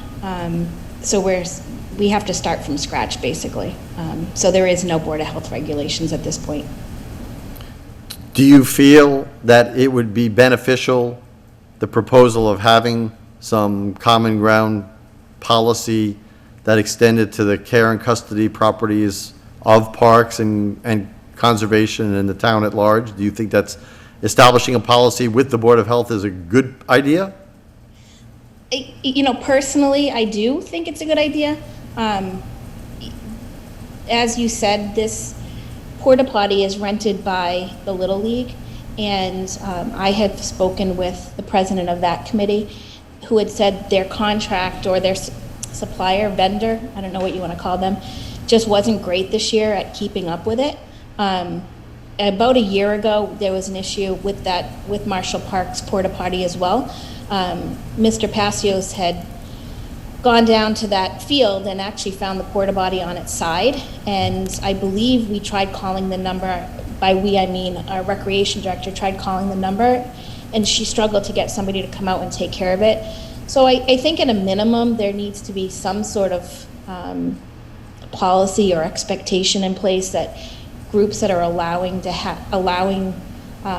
portable sanitation facilities of any kind to sort of be registered. I don't know if that's the right word, but so that we know what their contracts are, we have an idea of what the cleaning process is or how often it's cleaned and who to contact if there's an issue. Because honestly, I would assume we would just go to the Little League president. That's what we did. Another group could have put one out there and maybe we don't know who we're supposed to contact. So yeah, I do think that there's some general stuff that could certainly be helpful. I think there's a lot of, we are not, so I know there was another question in there and who else used them. The schools at one point had portable toilets, and I only knew this because Lunenburg Youth Soccer is the one that would put them out at some of the fields depending on what their access to bathrooms are. So we're not the only ones that use them, but I do think some sort of guidance from the Board of Health would be helpful to try to sort all of this out and make sure that we're executing things to the best of our ability so that what we had happen a few weeks ago and the overturned toilets of last year don't happen again. Okay, Question. Mr. Marino. Karen, you still there? Yeah. Was that the local Board of Health you spoke to, or was it the show? I spoke with both of them, but Andrea is from the local Board of Health. She's the admin in the Lunenburg office. And she was the one, she said they tried to create policy many years ago, but it was becoming way too long and nobody knew what to cut out, so they just ended up not doing anything. I do know that there are other towns that certainly have Board of Health policy, because this is new to the Parks Commission. So in doing my research to see if other park commissions or recreation programs had policy for these portable facilities, I wasn't finding any. What I was finding was regulation that came down from their Board of Health. Well, the question is, this person, the vendor, must have a permit. I can't imagine that. Nope. I thought the same thing, and it's actually, the ironic thing on this whole thing is that this was on my radar for a couple of weeks now, and I had made contact and left a message with the Board of Health to get this information because I thought they needed to have a permit, and then all of this came to light. So everything sort of happened at the same time, and I thought for sure we needed to have a permit, and we were gonna have to go back to the outside groups that were bringing in these facilities, but she said, nope, there is no permit needed at all in Lunenburg. that is because there's just no hard to regulations. Well, this is, right, so this would lead into the fact that I think, and I'm glad to hear that. I believe you, that- I believe you can, I'm sorry, I believe you, Karen, I'm just saying, my comment is it's very hard for me to swallow. Yeah, I think I'm that, right there with you, Jim, I'm right there with you, it's, I'm sorry. So, no, Yeah. it's fine. I mean, I'm glad to hear Ms. Bernard is interested in having a policy, and I think probably really it should come, if anybody, it should come from the Board of Health, and it's a little bit odd that they started with a policy and the policy got too long. I'm like, I can't, every time we're faced with something, I always ask myself the same thing. It's like when I have a computer problem. It's like, we can't be the only people who have ever faced this. We can't be the only community who ever faced this. There must be somebody out there who has a public restroom policy to at least make guidelines about who you can use, who's responsible, if it's for a specific group that no one else gets to use it. If the town's gonna put it there for public purposes, then the town has to be responsible. So just basic guidelines like that, so somebody knows who to call, who's responsible is a good start. thank you.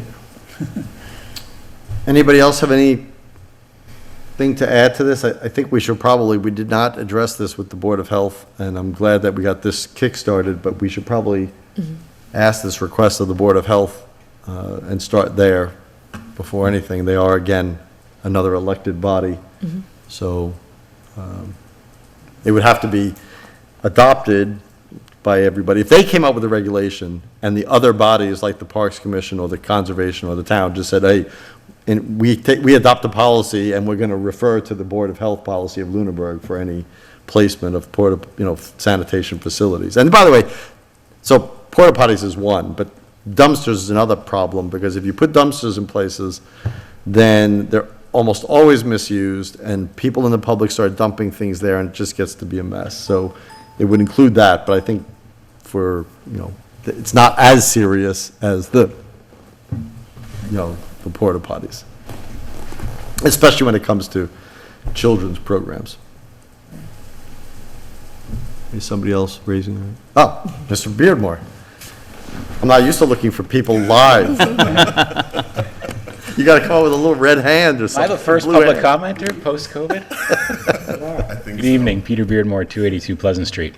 I share Mr. Jeffrey's reservations around, on the topic of over-regulating. And I think that we need to be, as we look at this, and clearly this is an issue that the Parks Commission, the Board of Health, both need to take a hard look at first, I think, before the Select Board starts making town policy around. The point was made earlier that the school department uses porta potties, but more often than not, it's been my experience that it's not the school department, it's town organizations that are contracting with these porta potty companies to service their attendees at events because the town and the school department doesn't have adequate bathroom facilities. During the COVID regulation period, the local youth football organization actually went in and partnered with the athletic department at the school department and went in on porta potties because the Board of Health had so restricted the field house bathrooms that they couldn't be used, and we needed to have outdoor events, and we needed to have public restrooms of some kind, and so that deal was made. The point that I'm trying to get to is that whatever we do, I hope we don't put unnecessary additional burdens on our community organizations that are doing this to accommodate a lack of facilities that the town and the school department have. You folks instituted a policy not long ago for private trash haulers. And I think we probably need to look at similar policies around porta potties and dumpsters and those kinds of things, particularly when they're put on town-owned land. And I think that that's probably the more appropriate course of action than adding to the permitting bureaucracy for community organizations. So let me express some, or clarify. So the first thing is, I brought this up, and it says in the agenda to have a uniform policy. First of all, this board has no authority over the other elected bodies. So we couldn't, if we wanted to, put an overarching thing on everything, because properties are not in the possession of the Board of Selectmen. Some properties are in the care and custody of the parks, some are in care and custody of. Right. I just wanted to bring up to light that we should have a uniform policy, and if the Board of Health comes up with one, and everybody can just point to that, hey, we're gonna follow that one, that's great, that's all I wanted. And I'm also not trying to further, because you mentioned the word permitting. Again, I want to know, how does one go about doing it? I'm not saying you have to pay anything other than the service of putting it there, but who gets to put it, who gets to approve it? If you approve it, that the person doing it or the organization doing it has to have, the company they go with has to have this kind of schedule at the very least. Just minimal things, so somebody knows who to come to. Because the first thing on those posts was like, who's responsible for this? And they came to the park says it's not ours, it's from the Little League, and then it was just like, even getting to the base determination of who put it there was up for grabs. And we're just trying to make that a little simpler, that's all. And I, by the way, I do think that it is the responsibility of the local facilities managers to keep tabs on that kind of stuff. So with respect to the school department, it's the responsibility of Mr. Londa and his organization. With respect to the parks department, it's the responsibility of Mr. Oliva and his organization. If the property is on their land, then they're responsible for it, and as managers, they should be able to answer those questions I agree. as quickly as possible. And that's assuming that there's, again, a procedure in place that says when something's put on there, they're alerted that it's put there. I mean, I don't really know whether that happens or not. Maybe it is. I mean, and maybe we can talk to Mr. Oliver about that. But I agree. Thank you. Thank you. And thank you for having public comment in person. I think we had one before. I think Mr. Passios came up before, yes. I didn't disagree with anything Mr. Beardmore just said. Completely in agreement. Is this is going in your diary tonight? I didn't agree with one thing. I didn't either. I just clarified some things he said, that's all. I didn't disagree with them. Any other items on this, this topic? So we should try to engage the Board of Health about this. And I thank everybody for their input. Current business number 2, discussion and vote on updating section 3.02 of the capital budget policy. As I said to the board last week that this would be coming to us, the capital planning committee at the end of last year, at the end of the last budget season, that means in March of this year, we voted on increasing the default criteria for capital projects from $10,000 to $20,000. It had not been upped in several years, and various things seemed like the number was too low, like too many things were coming to us. And I say us because I serve as the select board member on the capital planning committee, that were coming to us that could have been addressed in the budget, and we wanted to just raise what passed the threshold of a capital item. This was passed unanimously by the capital planning committee, and I don't know if it was unanimous. Was it unanimous? Yeah, okay, Mr. Beardmore is nodding his head that it was unanimous in the finance committee, so it comes to the board for us to accept this. In the policy, by the way, there's one clerical change from Board of Selectmen to Select Board, by the way. How did you arrive at 20,000 instead of 10? Well, it was a kind of a balance about what clogged up the system with too many things, low a number that was causing us to do things that seemed like maintenance, like carpeting, everything that could have been done through the operating budget, and not making it so high that things were unachievable through the operating budget without actual capital expenditure. So it was just a balance, and we had a discussion between 20, 25, and up to 30, I think. We discussed it, and the capital planning committee settled on 20 as a good, effectively doubling it from what it is now. Are there any examples of projects that you guys recently have debated and discussed and that would now be excluded? Yeah, like I said, I think there was one with the carpeting in the in the library, I think was one, or the police station carpeting. One of those two carpetings was, It was was like the a senior running- center, I think there was a project yeah, there for was a project. 15,000. Right. Like, these are maintenance type projects that could be accounted for in the budget. So I mean, I don't have I could try to wrest one from here, but there were a couple that were lower than the 20. And they were eventually approved, but it was looked at that some of these are not real capital plans as they are maintenance plans. And then we got into a whole debate about, okay, what's the fine line between a maintenance plan and a capital plan? And really the threshold price is really it. So we just have to come to some determination about what that threshold would be. So in a way, any number you would choose, you could argue would be particularly arbitrary. So we're trying to, again, put a balance between using the capital planning committee's time to really do projects that can't be addressed any other way, and making it so high that some things will go undone, which had been happening in not the recent past, but a little bit before the distant past, somewhere in the middle past, that things had not been addressed because they were never funded as maintenance because we can never wrest enough money to put it in a department budget. So that's why they became capital plans. So that's what the balance was. Any other discussion about the change? Comments? So for instance, one of the projects was the senior center interior painting for 15,000. That was Right. one of the projects. So that one now would be done under the operating budget.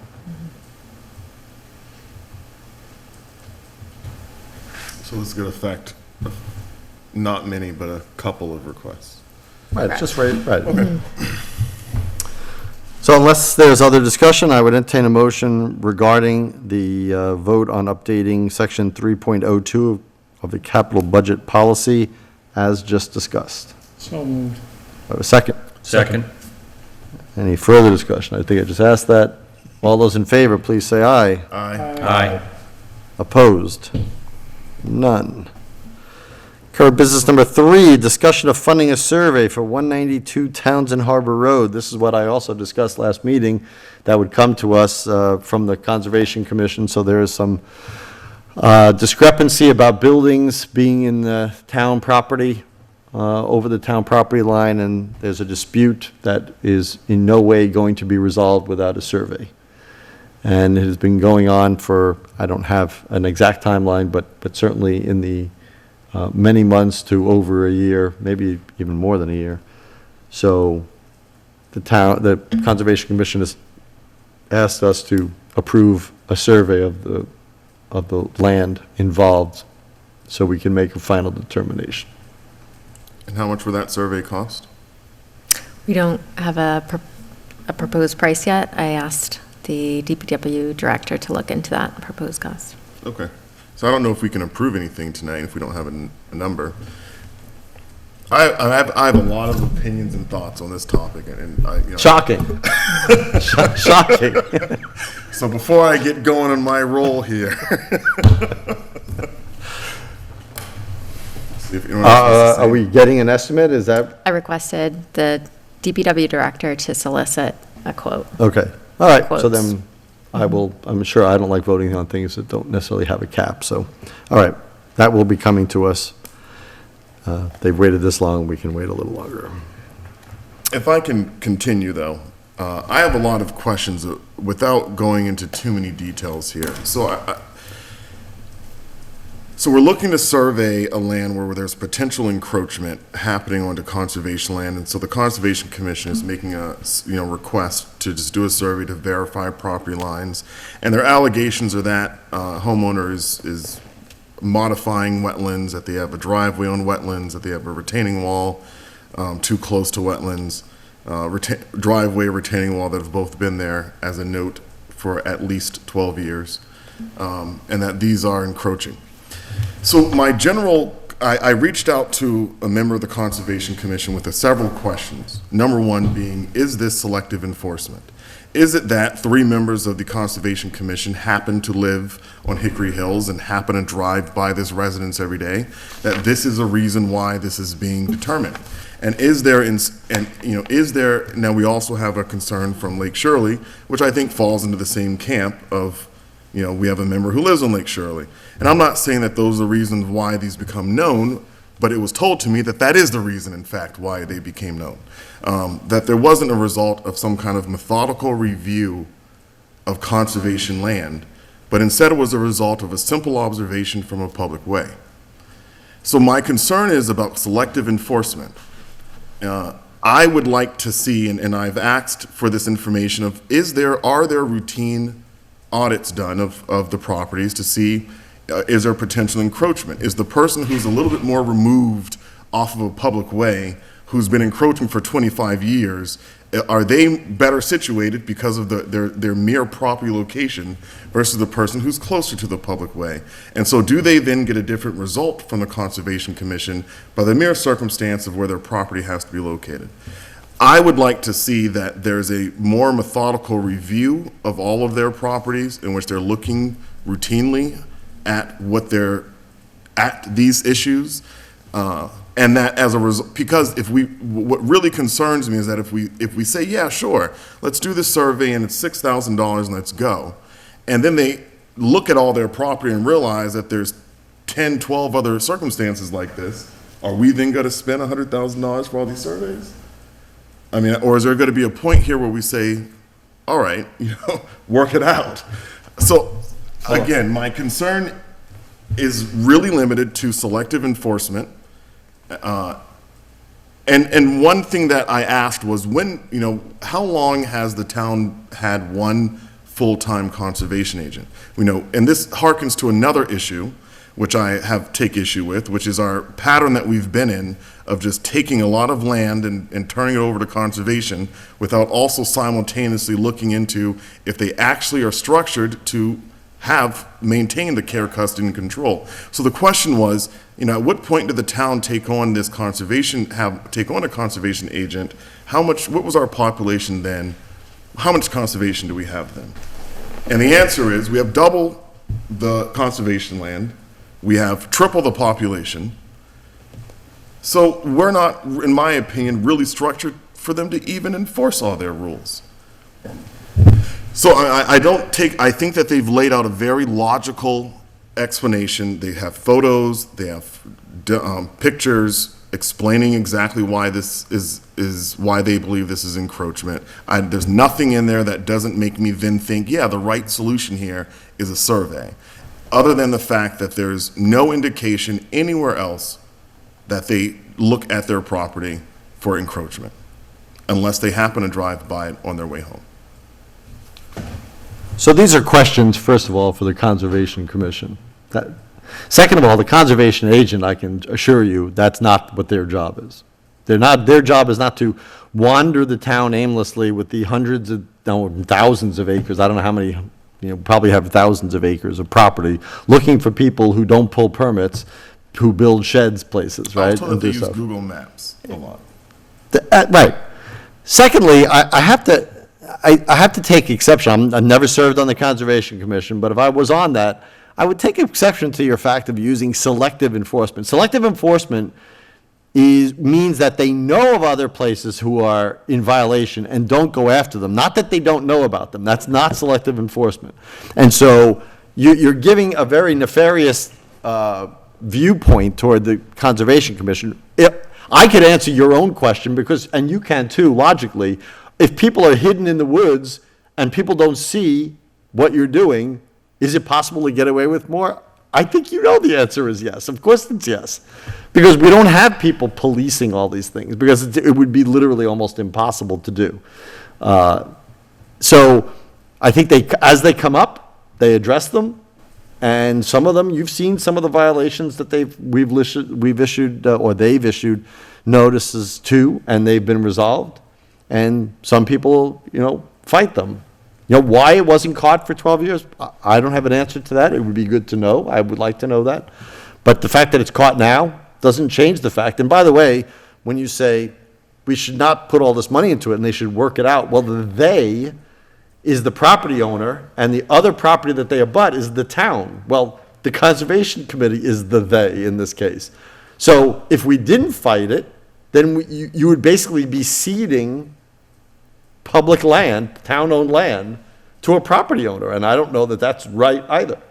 So, I mean, I think they're doing what is appropriate, unless somebody can point out that they're doing something nefarious, and somebody has a... I don't think my use of selective enforcement is meant to imply or suggest a nefarious intent, as much as it's to say, I can see this one, because it's right here in front of my eyes, but I'm not gonna look at all the other ones that could potentially be going on.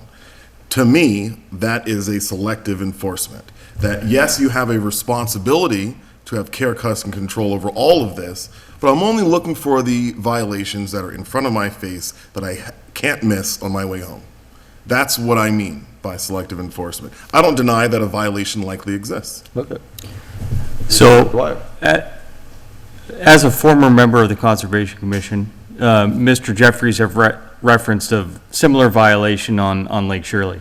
And in fact, I think the violation he's referring to is someone had paved over town land off of Fire Road 12.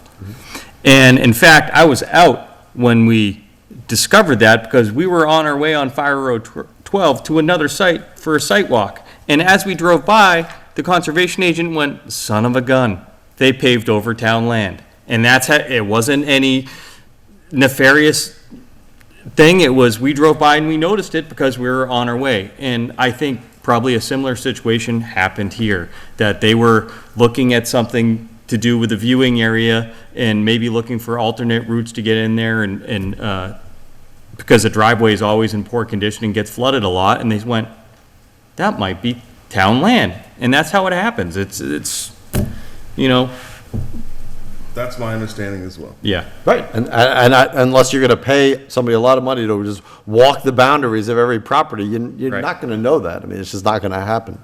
So it's always gonna happen like that. Right. So either somebody's gonna say, hey, someone built, do you know that somebody did this, somebody did that, or you're gonna, like what Mr. Dwyer said on Fire Road 12, that somebody saw it because they were looking at something else and they just saw that it was paved over. And by Well- the way, when that person was given the letter, the notice, they took care of it. Yeah, sometimes that's how it happens. You give the person the notice and they say, absolutely, it's, our mistake will move whatever it was. Yep. And sometimes they don't, and then we have to get a survey. I think underlying this, I think I'm probably looking at this from also a different lens of the reality that a lot of land has gone into the care, custody, and control of the Conservation Commission, that there's been a lot of debate and discussion about the rules lately of what you can do on conservation land, and that part of that, debate is imposing certain, rules and regulations on what an individual can do. And I think it's hard for me to understand how on one hand you can regulate what an individual can do, and then on the other hand say, I don't have the ability to actually control and look for what individuals on this land do. So I think that there naturally in government is a tendency to regulate. There's a tendency to want to do something that we don't actually have the ability to do. So if the answer is, look, we just don't have the means, the method, the control to be able to go across our land and verify what's going on it, then I would like to see that same mindset apply to how they generally come up with their rules for what can be done on conservation land. And that's why I think I'm having a hard time reconciling how one can be in both camps at the same time. I would posit that you'd be hard pressed to show a department that enforces up to the point of their own regulation. Because if enforcing was easy, then nobody would speed, right? I mean, that's the easiest thing. And those are defined roads that are, 24 foot wide or 22 foot wide that have a certain boundary, and even that's hard to enforce. So, enforcement, we do things that are regulatory so that if somebody does catch something, there's something to put it against, right? Not necessarily that you're going to go proactively catching everybody, because that would take so many resources, it would be impossible. if I could add too, I understand what you're saying, Mr. Jeffries, but I guess the fact that there are many violators that can't be detected doesn't mean we don't enforce, or the conservation, or whomever, and just whatever, doesn't mean you don't enforce and uphold regulations on the ones that you can see and that you do observe. If you do that, then you're ceding your authority, essentially. I understand what you're saying, and then you're creating no deterrent effect whatsoever. Like the point of enforcement, you'll never catch everybody that breaks a law, right? You might only catch a very small percentage. Well, Mr. Marino would be expert on this. A very small percentage of people that violate specific laws, but the general deterrent effect of catching the ones you observe or have evidence for and punishing them in some way is what upholds the law, essentially. So, I think we owe it, though, to the people who've lived in town, as this gentleman has for 40-something years, and have paid taxes for 40-something years. I think we owe it to people, before we come and say, I know it's been 12 years, but wrong is wrong, that we at least also give the comfort that this is something that we're doing everywhere. That no, it's not specific to you, it's just, we're looking at all of our land, we're looking at all property, and there's some effort there, some methodical process in place that helps look for these kinds of things, whether it's a review of Google Maps, in the wintertime. The whole thing just doesn't sit well with me. But I don't want to waste any more time here tonight on this. Like I said, I have strong opinions about it. Okay. I will add, if I could add one other thing, just from experience. Some of this stuff could be detected through assessors too, and I don't want to throw more responsibility on the assessors, but the assessors deal with and survey, I should say, inspect virtually or in real life or live on a scene properties, on a cyclical basis. And some of this they do by imaging. They may be able to pick some of this up. I mean, it's a labor-intensive process, so I don't know that conservation could actually go through all that, but I know that in theory, every single property gets inspected on a cyclical basis over a 9 or 10 year period, 9 or 10 years, something like this, anyway, it could be detected like that too, because we've seen issues like that in assessing. And you bring up a good, reminded me of a good point that I brought up to the conservation member that I spoke with, which is, there's a finite amount of people who abut conservation land. And not everyone's up to tune with what the rules are. So, what efforts have been made to reach out to those who abut conservation land to say, hey, these are the rules when you live next to conservation land. And the answer was that there was a mailing sent out with tax statements 2 years ago to everyone in town. I don't personally remember seeing this. I don't know if you do, but I personally don't remember reading this. But I think, again, that there should be a first step of saying, hey, by the way, 45 people, you live next to conservation land, and these are the restrictions and requirements on that land. That, we should be informing first. I don't know that there's any difference on conservation land from any other. If you abut conservation land, if you're a property owner, I think if you have a wetland on your property, it's a wetland. The fact that you border a conservation property doesn't change any of those facts. Like, you shouldn't put a shed on their property. Like, you shouldn't put a shed on anything that's not your own property is pretty standard. I don't think it's a conservation practice. I think it's a general practice. Well, I think the concerns that we read, though, were about within a certain zone, activity within a certain zone. But that would be true whether or not that was a conservation land. If you have wetlands or you're by a body of water, there are certain protections through the conservation department, whether or not that abutting property is conservation property, is my point. I don't disagree with Okay. All right. Well, I'm glad we didn't have to discuss that because we don't have a cost for the price. So there we go. I won't say those same things next week. We'll save some time. When Oh, you're no, not here. you can say the same things next week. I'm not going to be here. You talk to your fellow select board members. All right, approval of July 6, 2021 minutes. I've said this several times, by the way. I absolutely applaud the fact that we are so caught up that we're actually approving minutes from like last week, which is amazing to me because I remember being on this board and we were approving things from like 3 years prior. Elaine does a great job. She does. So, does anybody have any additions or changes that they we're looking for here. Are we opening debate on the minutes now? No. Yes. Hey, have at it. Anything to enforce on these minutes? All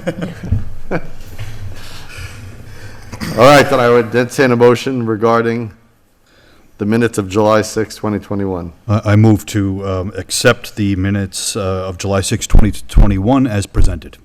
So I have a second. Second. Further discussion? All those in favor, please say aye. Aye. Aye. Opposed? None. Committee reports. You're skipping over Oh, warrants. no, they're on the same thing. Minutes, there we go.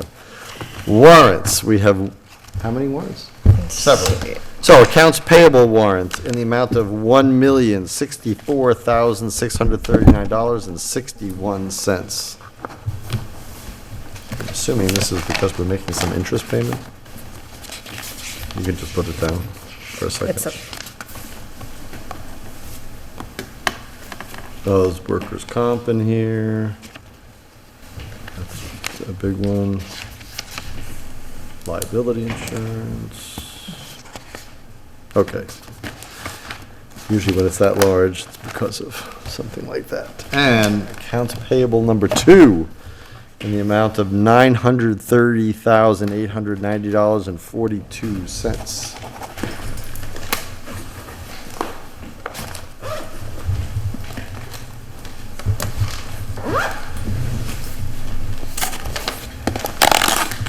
And while that is making its way down the table, anybody have any action items?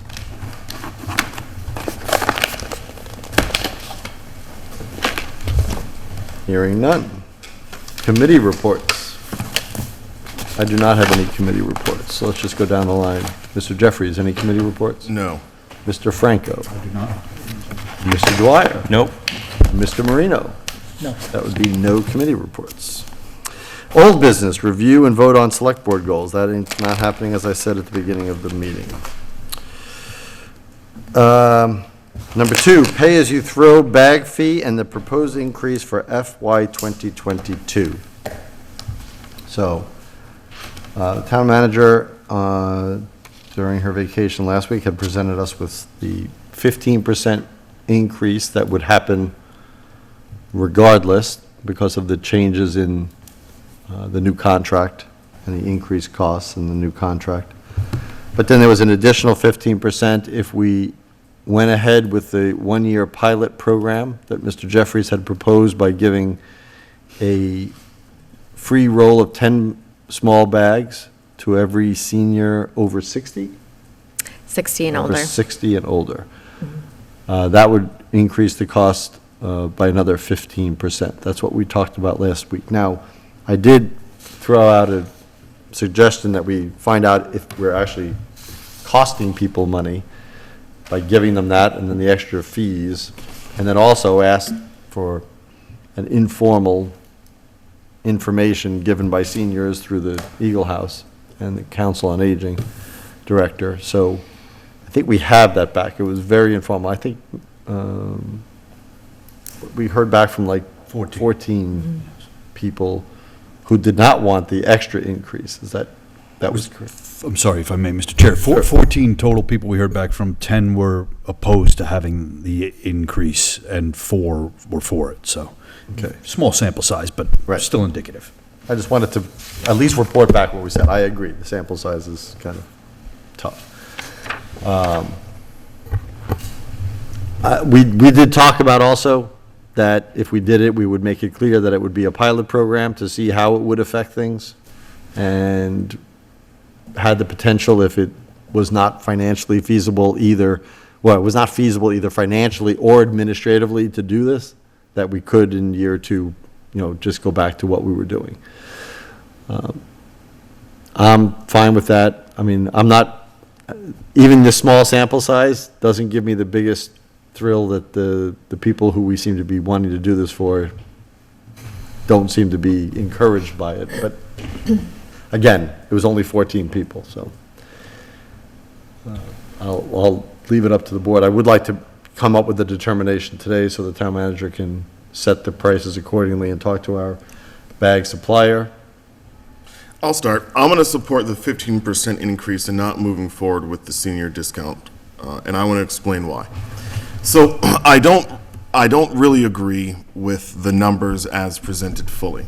I did have a conversation with the town manager prior to this meeting, because I do not like to say things in this meeting that I could have said previously to the town manager, so that way, this isn't new information.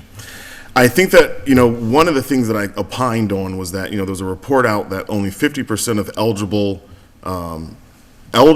people who are vaccinated in the Commonwealth, only 50% have signed up for this vaccine lottery. That's going to have 5 drawings for $1 million, right? So 50% of eligible people have signed up to get $1 million, potentially. And unfortunately, we're assuming a much higher percentage is going to come and get some free bags. I don't know if I would agree with that math. I know it's really hard to estimate how many people would come and take advantage of a free bag program for seniors, but I would be willing to venture that number is closer to probably 20 or 30%, not closer to 80 or 90% of households, as I think these numbers assume. So we're but there is, we are under a deadline here, where we did have a new service start up on the 1st, and we have not adjusted bag prices. I don't think that we can continue to have this conversation. I think we need to just move forward with what we have.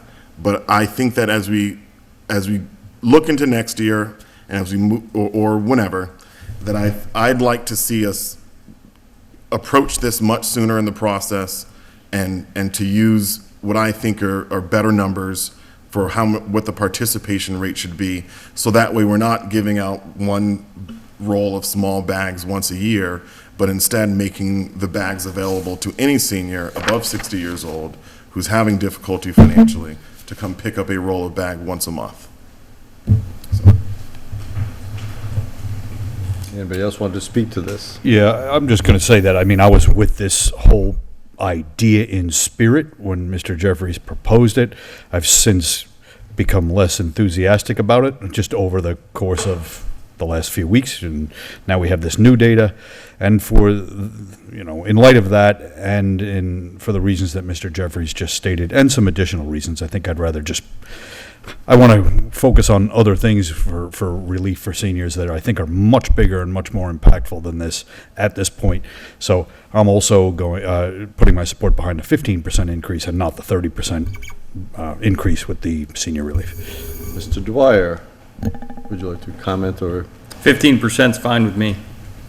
I go through a lot more than one large trash bag every 2 weeks, so.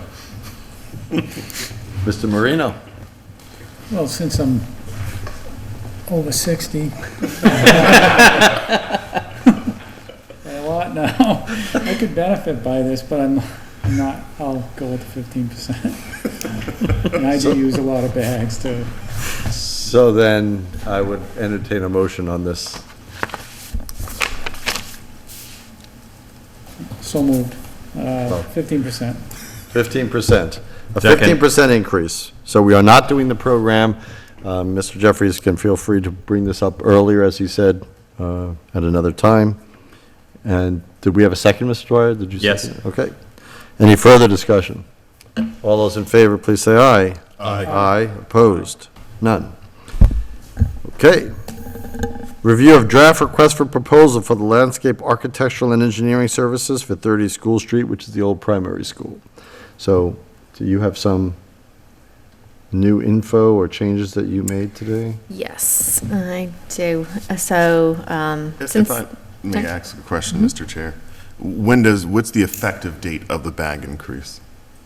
I have to notify the bag vendor, and it would be 30 days thereafter, So sometime near the end of August. great. Can we assume that the stores will put up, can we ask the places that sell it to put up signage that indicates that the price is increasing? Do you think that that's prudent? I do not. Okay. It would be prudent if you wanted to run on bags. Right, which I think has been an indication, but I think that would further impact our bag situation. Okay. So I think, so the vendor, deals directly with all the retailers and notifies them and works with them on the price adjustments and gives them that 30 days so they're prepared for that increase. Okay.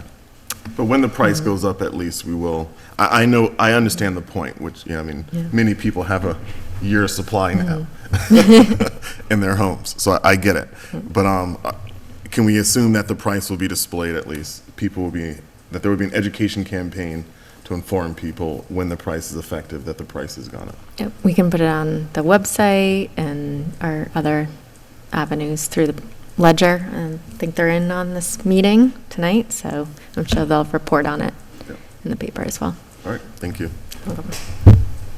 Okay, so the RFP. There are some changes, so some dates are not in there. Because it's not approved, so then you have some dates, so. Yes, those are all highlighted we need to back into those dates once this is finalized. So when the bids would be due, when the timeline of when they're reviewed, the board holding any interviews, that process, and when it's awarded. So all those dates would be backed in accordingly to that schedule. So the last meeting, which I was not present at, the board discussed the first draft of the RFP, and the discussion was more about the scope and the appropriation that was made at town meeting for the 30,000, that the scope may exceed the appropriation. So what I did is I went through the RFP and parsed out into tasks, the schematic design, the design development, and the construction portion. So that way, on the price proposal sheet, that will be separated out, and it can be awarded based on both the review of the response through their non-price proposal. So you get the most qualified proposer offering the best price, and we can award it based on certain tasks. One addition I would recommend adding would be to include a section that they include their hourly rate schedule as well on the price proposal. That way, if, say, task one for the schematic design, we could certainly do, but we could only do a portion of the design development, that it would be awarded based on that, and we can proceed on a time and materials base for other tasks associated. Yep. That makes sense. So I would add language probably under 1.2 submission instructions, because right now it includes the price proposal, and to define that as a completed price proposal form with an attached hourly schedule. Also under section 2.3, project scope and section 6.0, selection process, that the proposers would need to submit a list of their hourly rates for all their staff that would be assigned to the project and their disciplines. The town would reserve the right to select and award the project to the highest ranked firm with the best price, and based on their price proposals for each task and the appropriation available for the project, we may proceed with certain tasks and time and materials costs for additional work based on the firm's hourly rate schedule. Sounds reasonable.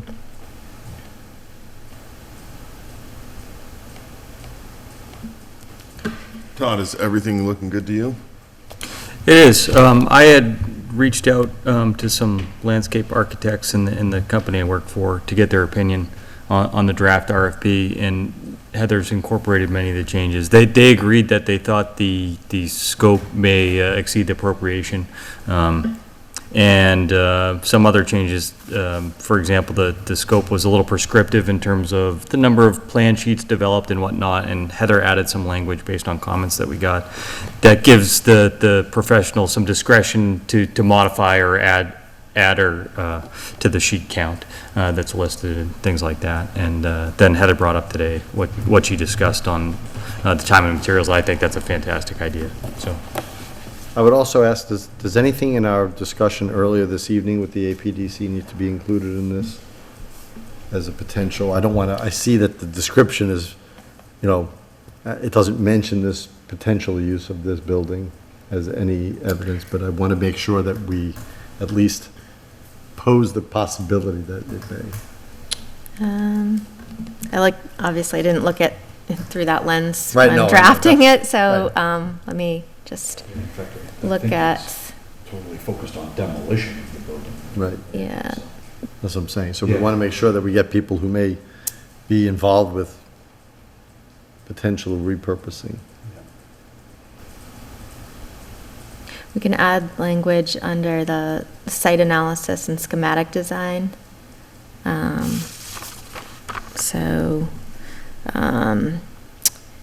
That, because they're going to be submitting 2 proposed conceptual designs, that it include possibilities for repurposing materials Repurposing and/or or, incorporation of a portion of the structure. Yeah. Just something of that nature, yeah. Mhm. Yeah, I can certainly add that. But I think it's generic enough that Yeah, I the just 2 don't want to. conceptual designs will, I don't want somebody to win it, and then we mention this, and I'm like, this is nowhere in this plan, this is like, you didn't tell me this. yep, understood. So I guess we're gonna have one more revision of that then. Okay. I mean, This is going to push out, Do we want, one- or do we want to approve it with those Yeah. things now? Move it on. I think we approve it now, and There we go. I think we can trust Heather to make the revisions we talked about here tonight. You're making a good decision. I We concur. can certainly trust the town manager. I hope so. So I would entertain a motion. What, Mr. Franco, before that? Yeah, this is a nitpick that I would never bring up. I just didn't have. But you're gonna bring up anyway. No, I didn't, if I'd noticed it way earlier, I would have brought it up privately, but it's only a small thing, because I don't know what condition this exactly has to be in, but I noticed on page 5, it's a very small thing that you probably didn't, it probably should read, the primary activity zones within the park envelope should include, but may not be limited to. Yeah, I already Yeah. pointed that out to her just Yeah. now. Oh, you did, I okay. just did. Got it now. All right, all right. I'm equally nitpicky. Normally, I wouldn't have done that in public space, but. Yeah. All right, so. By many is just the same as but may. Yeah. It's autocorrect speak. Yeah. So now I entertain a motion to, Mr. Beardmore, sure.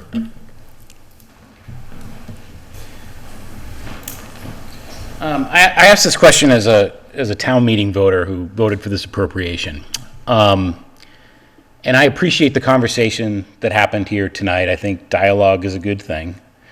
But the net is that the town meeting voters have a very decisive opinion on this property and on this project, and I think we all understand that. And my concern relative to this idea, this concept of preserving some shell of a building for a pavilion or something along those lines, is now incorporating an element of structural design and architecture and construction that could turn into another gigantic resource and time suck. And I'm very concerned about that, because that was not my intent when I voted for a plan for this property. And so I just want to offer a moment of caution here, that we not open this up to a $50,000 odd project that turns into a $200,000 odd project because we need structural design studies and God knows what else. So I just want to leave it at that. Thank you. Thank you, and I appreciate that, and I share them. So it's my intent to make sure that it doesn't go off into that direction. I want to have the discussion, and if we feel it's warranted, then maybe we halt until, maybe we stop until we see what comes out of it. But I want to have the initial discussion at least. But I appreciate what you're saying. Did we have somebody move it yet? No. Mr. Beardmore spoke before I said I would entertain a motion. We go. I was just going to add, Oh. maybe, sorry, sorry to interrupt, that maybe that's additional language about repurposing also include addressing it in the most cost-effective way that will limit the extent of additional engineering. Sure. I mean, of course, saying that we should do it in the most cost-effective way is kind of the overarching principle of the Well, whole thing, but. Spelled out. Right, Yeah. right. But it makes us feel better. Exactly. I just want to be able to discuss the option. And if they say, you know what, in order to do that, it's going to require a whole nother series of things, then again, we reevaluate it then. And it is not my intent, nor was it my intent then, to mislead people into, to your point, so. I mean, if they can simply ballpark it something and say initially, okay, to demolish a building, it's $500,000. Yep. But to repurpose even a shell is 2 to 3 times that for a range, that makes, Right, I think that gives us the information we need. I would totally agree with that. So, and I think that's the way we're going to do it. We're not going to have, detailed engineering studies unless it looks likely that we're going to be in a ballpark that people are going to want anyway. You're right. I'm going to entertain a motion that we approve this as discussed and as modified this evening, with the article stated by the town manager and the last piece regarding the potential use of a part of the building that's there. So moved? Do I have a second? Second. Any further discussion? All those in favor, please say aye. Aye. Opposed?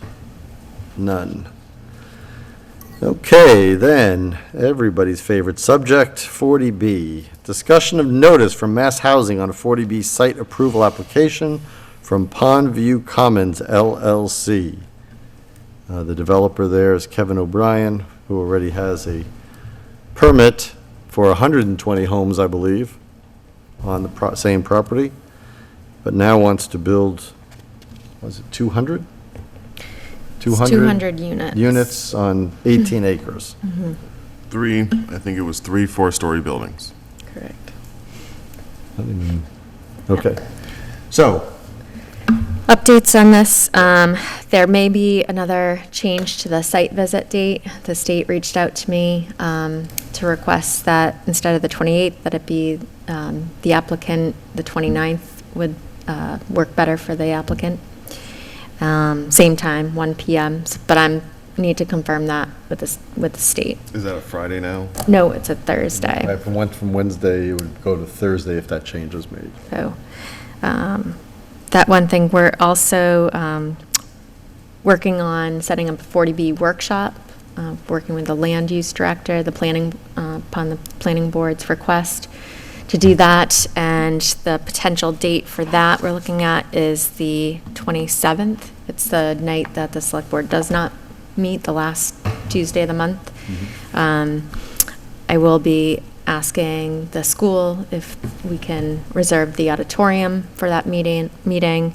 We'd have council in, they'd lead the 40B workshop, answer any questions about roles and responsibilities of the different permitting boards in the ZBA, as well as any relative questions to this project. And receive comments at that time as well that we could incorporate.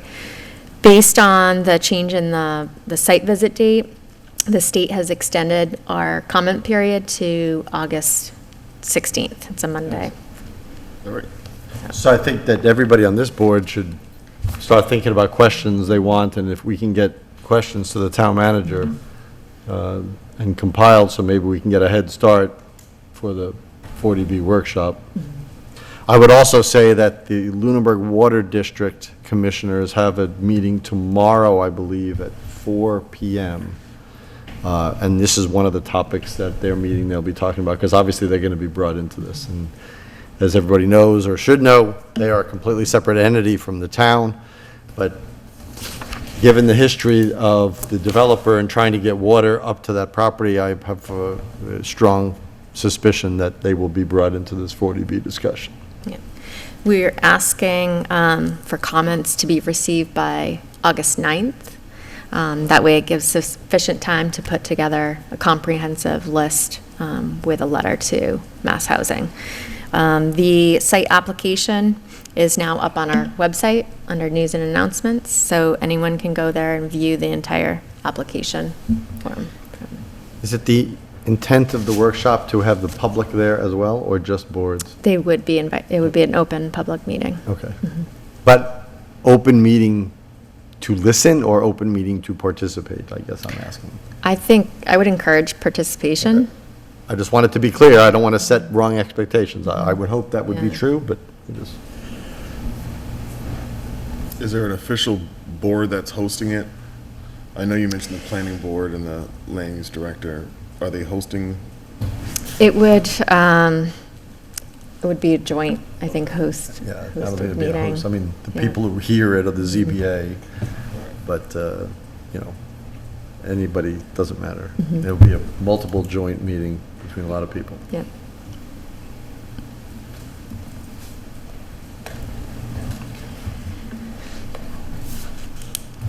All I will say to the matter is that interesting times ahead.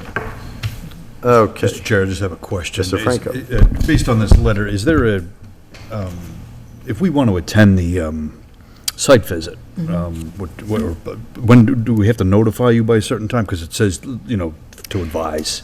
When- Just, I was asking for at least a representative from each of the relevant boards and let, if someone will be attending or if multiple representatives will be attending. Okay, you can choose Yeah. to attend. Just show up? Yeah. Yeah, okay, Mm-hmm. okay. It's that old American Express commercial, membership has its privileges, right? You get to go on the site visit. Okay, upcoming meeting, so next week, July 20th, we have a meeting. Mr. Jeffries will be chairing that meeting, as I will be away. And then potentially this workshop on the 27th, and then back to our normal meeting on August 3rd.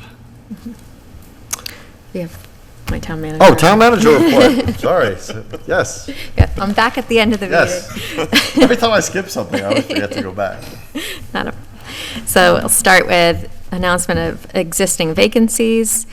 There are 2 vacancies on the Architectural Preservation District Commission, 1 citizen at large and 1 representative from the Historical Commission. 1 vacancy on the Board of Assessors, which is a joint appointment between the Board of Assessors and the Select Board. That's until the next annual town election. 1 vacancy on the Bylaw Review Committee. 2 vacancies on Commissioner of Trust Funds, which is also a joint appointment between the Commissioner of Trust Funds and the Select Board until the next annual town election. Now that, if I can interrupt there, that's a 3-member body, right? Yes. So they don't even have a quorum now, Correct. okay?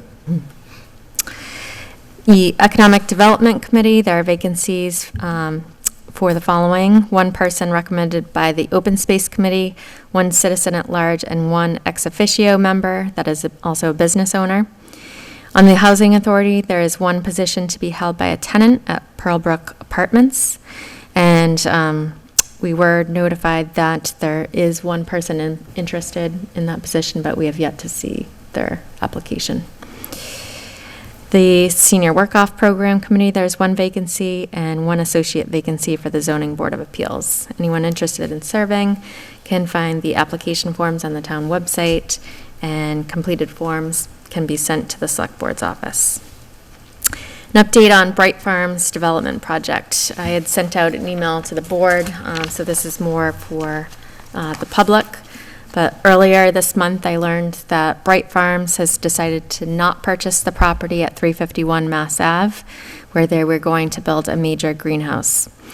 After speaking with Sean O'Neill, who is the project developer from Bright Farms, he relayed to me that as part of a bottom-up review of all their operations, corporate wanted to serve New England from another site.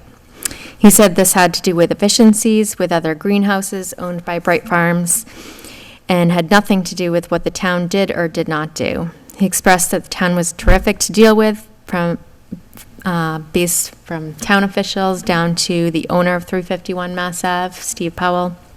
And although he couldn't disclose the other site that was chosen, once it was known, it would make a lot of sense to us why that decision was made. I know that many, like myself, will be disappointed by this news. Many people spent a lot of time and energy to promote the passage of the TIF agreement and how bringing a business like Bright Farms into Lunenburg was a win-win for the town. It had little impact on town services.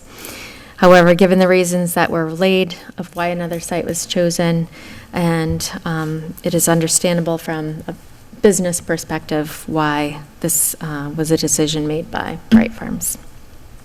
And there was nothing the town could do to prevent this from happening. Announcement of resignation for the veterans agent. Our veterans agent, TJ Blauser, has notified us he will be resigning effective August 31st. The assistant town manager will be posting this position this week and also reaching out to other local veterans agents to see if they would be interested in applying. Curbside collection of trash and recycling and pay-as-you-throw trash bags, our favorite topic. We are aware of a few issues that have occurred in the first 2 weeks of the new company's contract, E.L. Harvey, and taking over curbside trash and recycling, including missed recycling pickups and 3 streets that were not on the collection route that were Casella had provided us and had also verified prior to us going out to bid for this service. So our office is addressing these issues with E.L. Harvey, and as soon as we're made of any issues, we contact them and try to resolve it right away. So we're in contact with the people that were not included, their streets were not included. These are along the limits of where Whalum Lake are. Also, we were notified that retailers were out of pay-as-you-throw bags this week, but after talking to our bag vendor and after the DPW administrative assistant spoke with all the retailers, there were still bags available at different retail stores. There was an issue with Hannaford's. They took themselves off of auto delivery, which we put them on a long time ago in order that they'd have a consistent delivery of bags. So that has been corrected, and they did receive a shipment this week, we were told. And we've also added the Gulf Station on Mass Ave as another retailer that would be another retailer that would provide bags, and this was upon their request. Invitation for bids. The assistant town manager assisted the land use director in putting together an invitation for bids for master planning services. This is currently being advertised, and bids are due August 12th. Updates from the DPW. The recreation director notified our office recently that she was going to be out on extended leave. The assistant town manager is currently advertising for a temporary rec director. But in the interim, the DPW director and the DPW administrative assistant will be coordinating all the programs and overseeing the current programs remaining for this summer at TC Passios. Currently, there's a Ninja Warrior camp this week and next week, and a multi-sport program the week of July 26th and August 9th. There will be no other programs offered at this time. An update on Complete Streets. The contractor for the Complete Streets project was mobilizing on site today to get the sidewalk project underway. They will be keeping some smaller equipment on Memorial Drive overnight while they're working there, and work will begin on Memorial Drive starting tomorrow. They will be able to work around the parking spots along Memorial Drive without having people to park elsewhere this time. So as different phases of this go through, there may be some parking restrictions, say on Main Street when they're doing the sidewalks there. But overall, this project is a short window. It's about 3 weeks. Line painting. The DPW director is currently working on scheduling certain newly paved roads and then certain other roads that are not lined to be striped as soon as feasible. Chase Road, speeding and excessive noise complaint. The town received a complaint from a resident on Chase Road that had previously met with the DPW, Police Department, and the former representative, Jen Benson, about the speeding and excessive noise on that road, and we request from the state to address these issues. The DPW director, police chief, and I are meeting tomorrow, and we'll be attempting to set up a meeting with the state regarding this at a later date. I have a question. Are these confirmed complaints? And people have a bad ability to guess the speed of a moving vehicle. They're often wrong. And I'm not saying that people don't speed, I'm just wondering if we verify that there really is a speeding problem. And would you mind explaining what the noise complaint is? Truck traffic from trailer trucks, tractor-trailer trucks. And potentially, I think the person, I don't know if they complain about engine brake, what is it, engine braking? Braking. Yeah. What is it? Jake brakes, Yeah. Yeah. they complained on West Townsend Road about Jake brakes. Went down the hill. So Selectman Marino, first he has firsthand knowledge of this topic. This came up a few years back, 2017.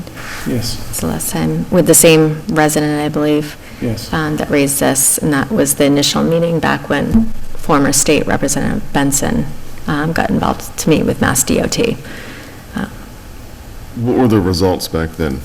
I think nothing really came out of it. What the concern is that Mass DOT could initiate a traffic study that could increase the speed of that road and not.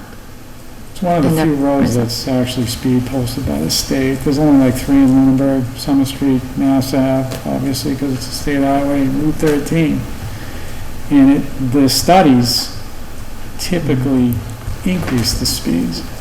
So they're really hesitant to do it, and that's what we explained in this meeting. The resident that was complained to Jen Benson, so we set up a meeting with her and Jen Benson and a couple officials from Mass DOT, and there was talk about putting a traffic, like a blinking light down Northfield and Chase Road, so on and so forth, but nothing really other than that came out of that meeting. There's no way to, we enforce that road quite heavily. We did traffic studies on that road. To answer your question about the speed, we didn't find in the traffic studies that the speeds were exceptionally high at all. But I can tell you this, it'll get noisier down there once my Shelby's back on the road.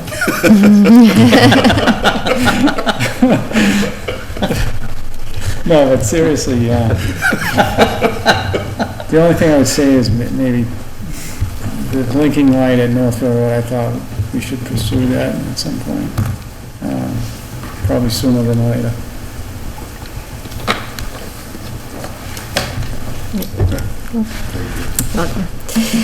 Thank you. Repairs at town facilities, this is an update on some of the recent repairs. The decking on the front entryway at the town hall is currently being replaced in order to address the poor condition of the decking boards, the state they were in, and this will be completed shortly. The facilities director coordinated with the fire department to use the ladder truck to take pictures of the exterior of the town hall clock tower. Site visit is scheduled for this Friday for the engineer and structural engineer to inspect the interior of the tower as well. We are currently looking at cleaning up all the wiring in the town hall basement. This is a large and tedious project if anyone's been down in the town hall basement and seen the state of that wiring. So this would take a significant amount of troubleshooting where old wiring, where it lands, working with IT and PAC on all the wiring to all their related equipment in the building, and cleaning up all the old wiring that is no longer functional. So this will likely be done in phases to address the most imminent needs first. The facilities director is currently in the process of having the USB battery backup at the public safety building replaced, having a contractor address the dumpster enclosures at the library and public safety building, and trying to address rebuilding the front doors at the library as well. Fiscal 22 state budget updates. Representative Kushmark let us know that $40,000 for the LED lights at the library made it through the Senate and House Conference Committee and into the fiscal '22 state budget report. The fiscal '22 state budget is currently awaiting sign-off by the governor. Related to this, Division of Local Services released the preliminary state aid figures based on the conference committee's budget that was sent to the governor to be signed, and the overall impact to Lunenburg would be approximately $100,000 less in state aid than the estimate in the fiscal '22 budget that was approved at town meeting.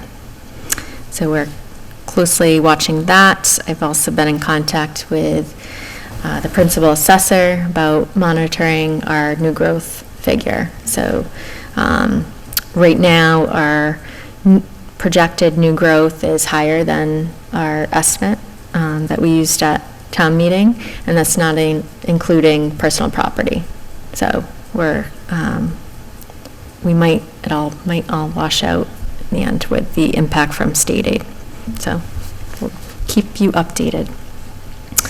American Rescue Plan Act funds, the finance director reported to me on June 29th that we received our 50% disbursement of American Rescue Plan Act funds, also known as Coronavirus Local Fiscal Recovery Funds, totaling $614,195. And we received that on June 22nd. Can I go back to the state aid thing for a second? What line item was reduced to get to the 100,000? Our assessment for school choice increased significantly. Is that everything else was relatively the same? It was all related to charter, tuition, school choice. Actually brought it. Because our Chapter 70 stayed the same, our unrestricted general government aid stayed the same. And our smart growth stayed the same. The school choice receiving tuition went down slightly, but it was significantly, the school choice sending tuition for the assessment went from $388,475 to $507,783. We have a rash of more students. That's what those figures get reported. So, the finance director is going to be looking at that. All right, thank you. You're welcome. Update on the Flat Hill drainage issue. So after a significant discussion between the DPW director and the two residents on Flat Hill Road regarding the drainage concerns surrounding their properties, the DPW director is going to look at another alternative with McCarty Engineering. And once that alternative is ready to present to the board, they'll come before the board and we'll invite the two residents to that meeting as well. Thank you. Welcome. Hopefully part of this discussion also talks about the collection area that was supposed to be maintained by that development. Village. Right? And so hopefully we're looking at having that association address that. That was already addressed once in the last couple of years. Yeah, so it's definitely a component. Yep. I'm willing to say that the town is willing to do their share to resolve this, but we want the development to, there's evidence. I'm not saying they solely are responsible for what's going on, but there's evidence that it did not exist beforehand, and this retention pond is not retaining correctly, and therefore causing water to spill out. In other meetings, events, and announcements, the farmers market is being held on Sundays until October 10th, 10 a.m. until 12:30 p.m. Summer band concerts have begun and are on Monday evenings at 7 p.m. until August 9th, with a rain date of an additional Monday, August 16th. And these are outside the front entrance of the TCP building, like Mr. Chairman noted earlier. I checked in with Mr. Archambault yesterday to make sure, because it was a rainy. Yeah, where do they get announced? I had people asking me, texting me, friends and neighbors, and where do they go to know? We can work that out where perhaps he can work with the town clerk on posting out in the town calendar. And then And then if it's canceled, then. look at it, right. Yeah. Yeah, that we have a decision time, so people know, hey, listen, if you're thinking about going, by 5 o'clock, you'll The know whether it's determination going to be is on or not, made, right? yeah. Thank you for that. Okay, I apologize for not going back to that. Any final public comment from the public?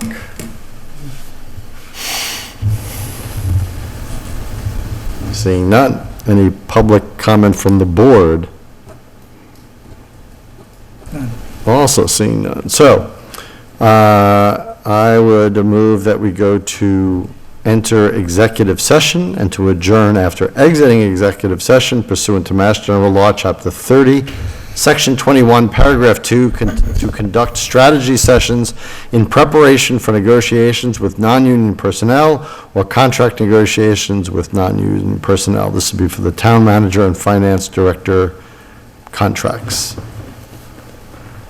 So moved. Second. There's a roll call vote. Mr. Marino. Aye. Mr. Dwyer. Aye. Mr. Franco. Aye. Mr. Jeffries. Aye. And I for myself. Good night, everyone. Hope you have a great week, and we will see you again next Tuesday. Good night. The recording has stopped.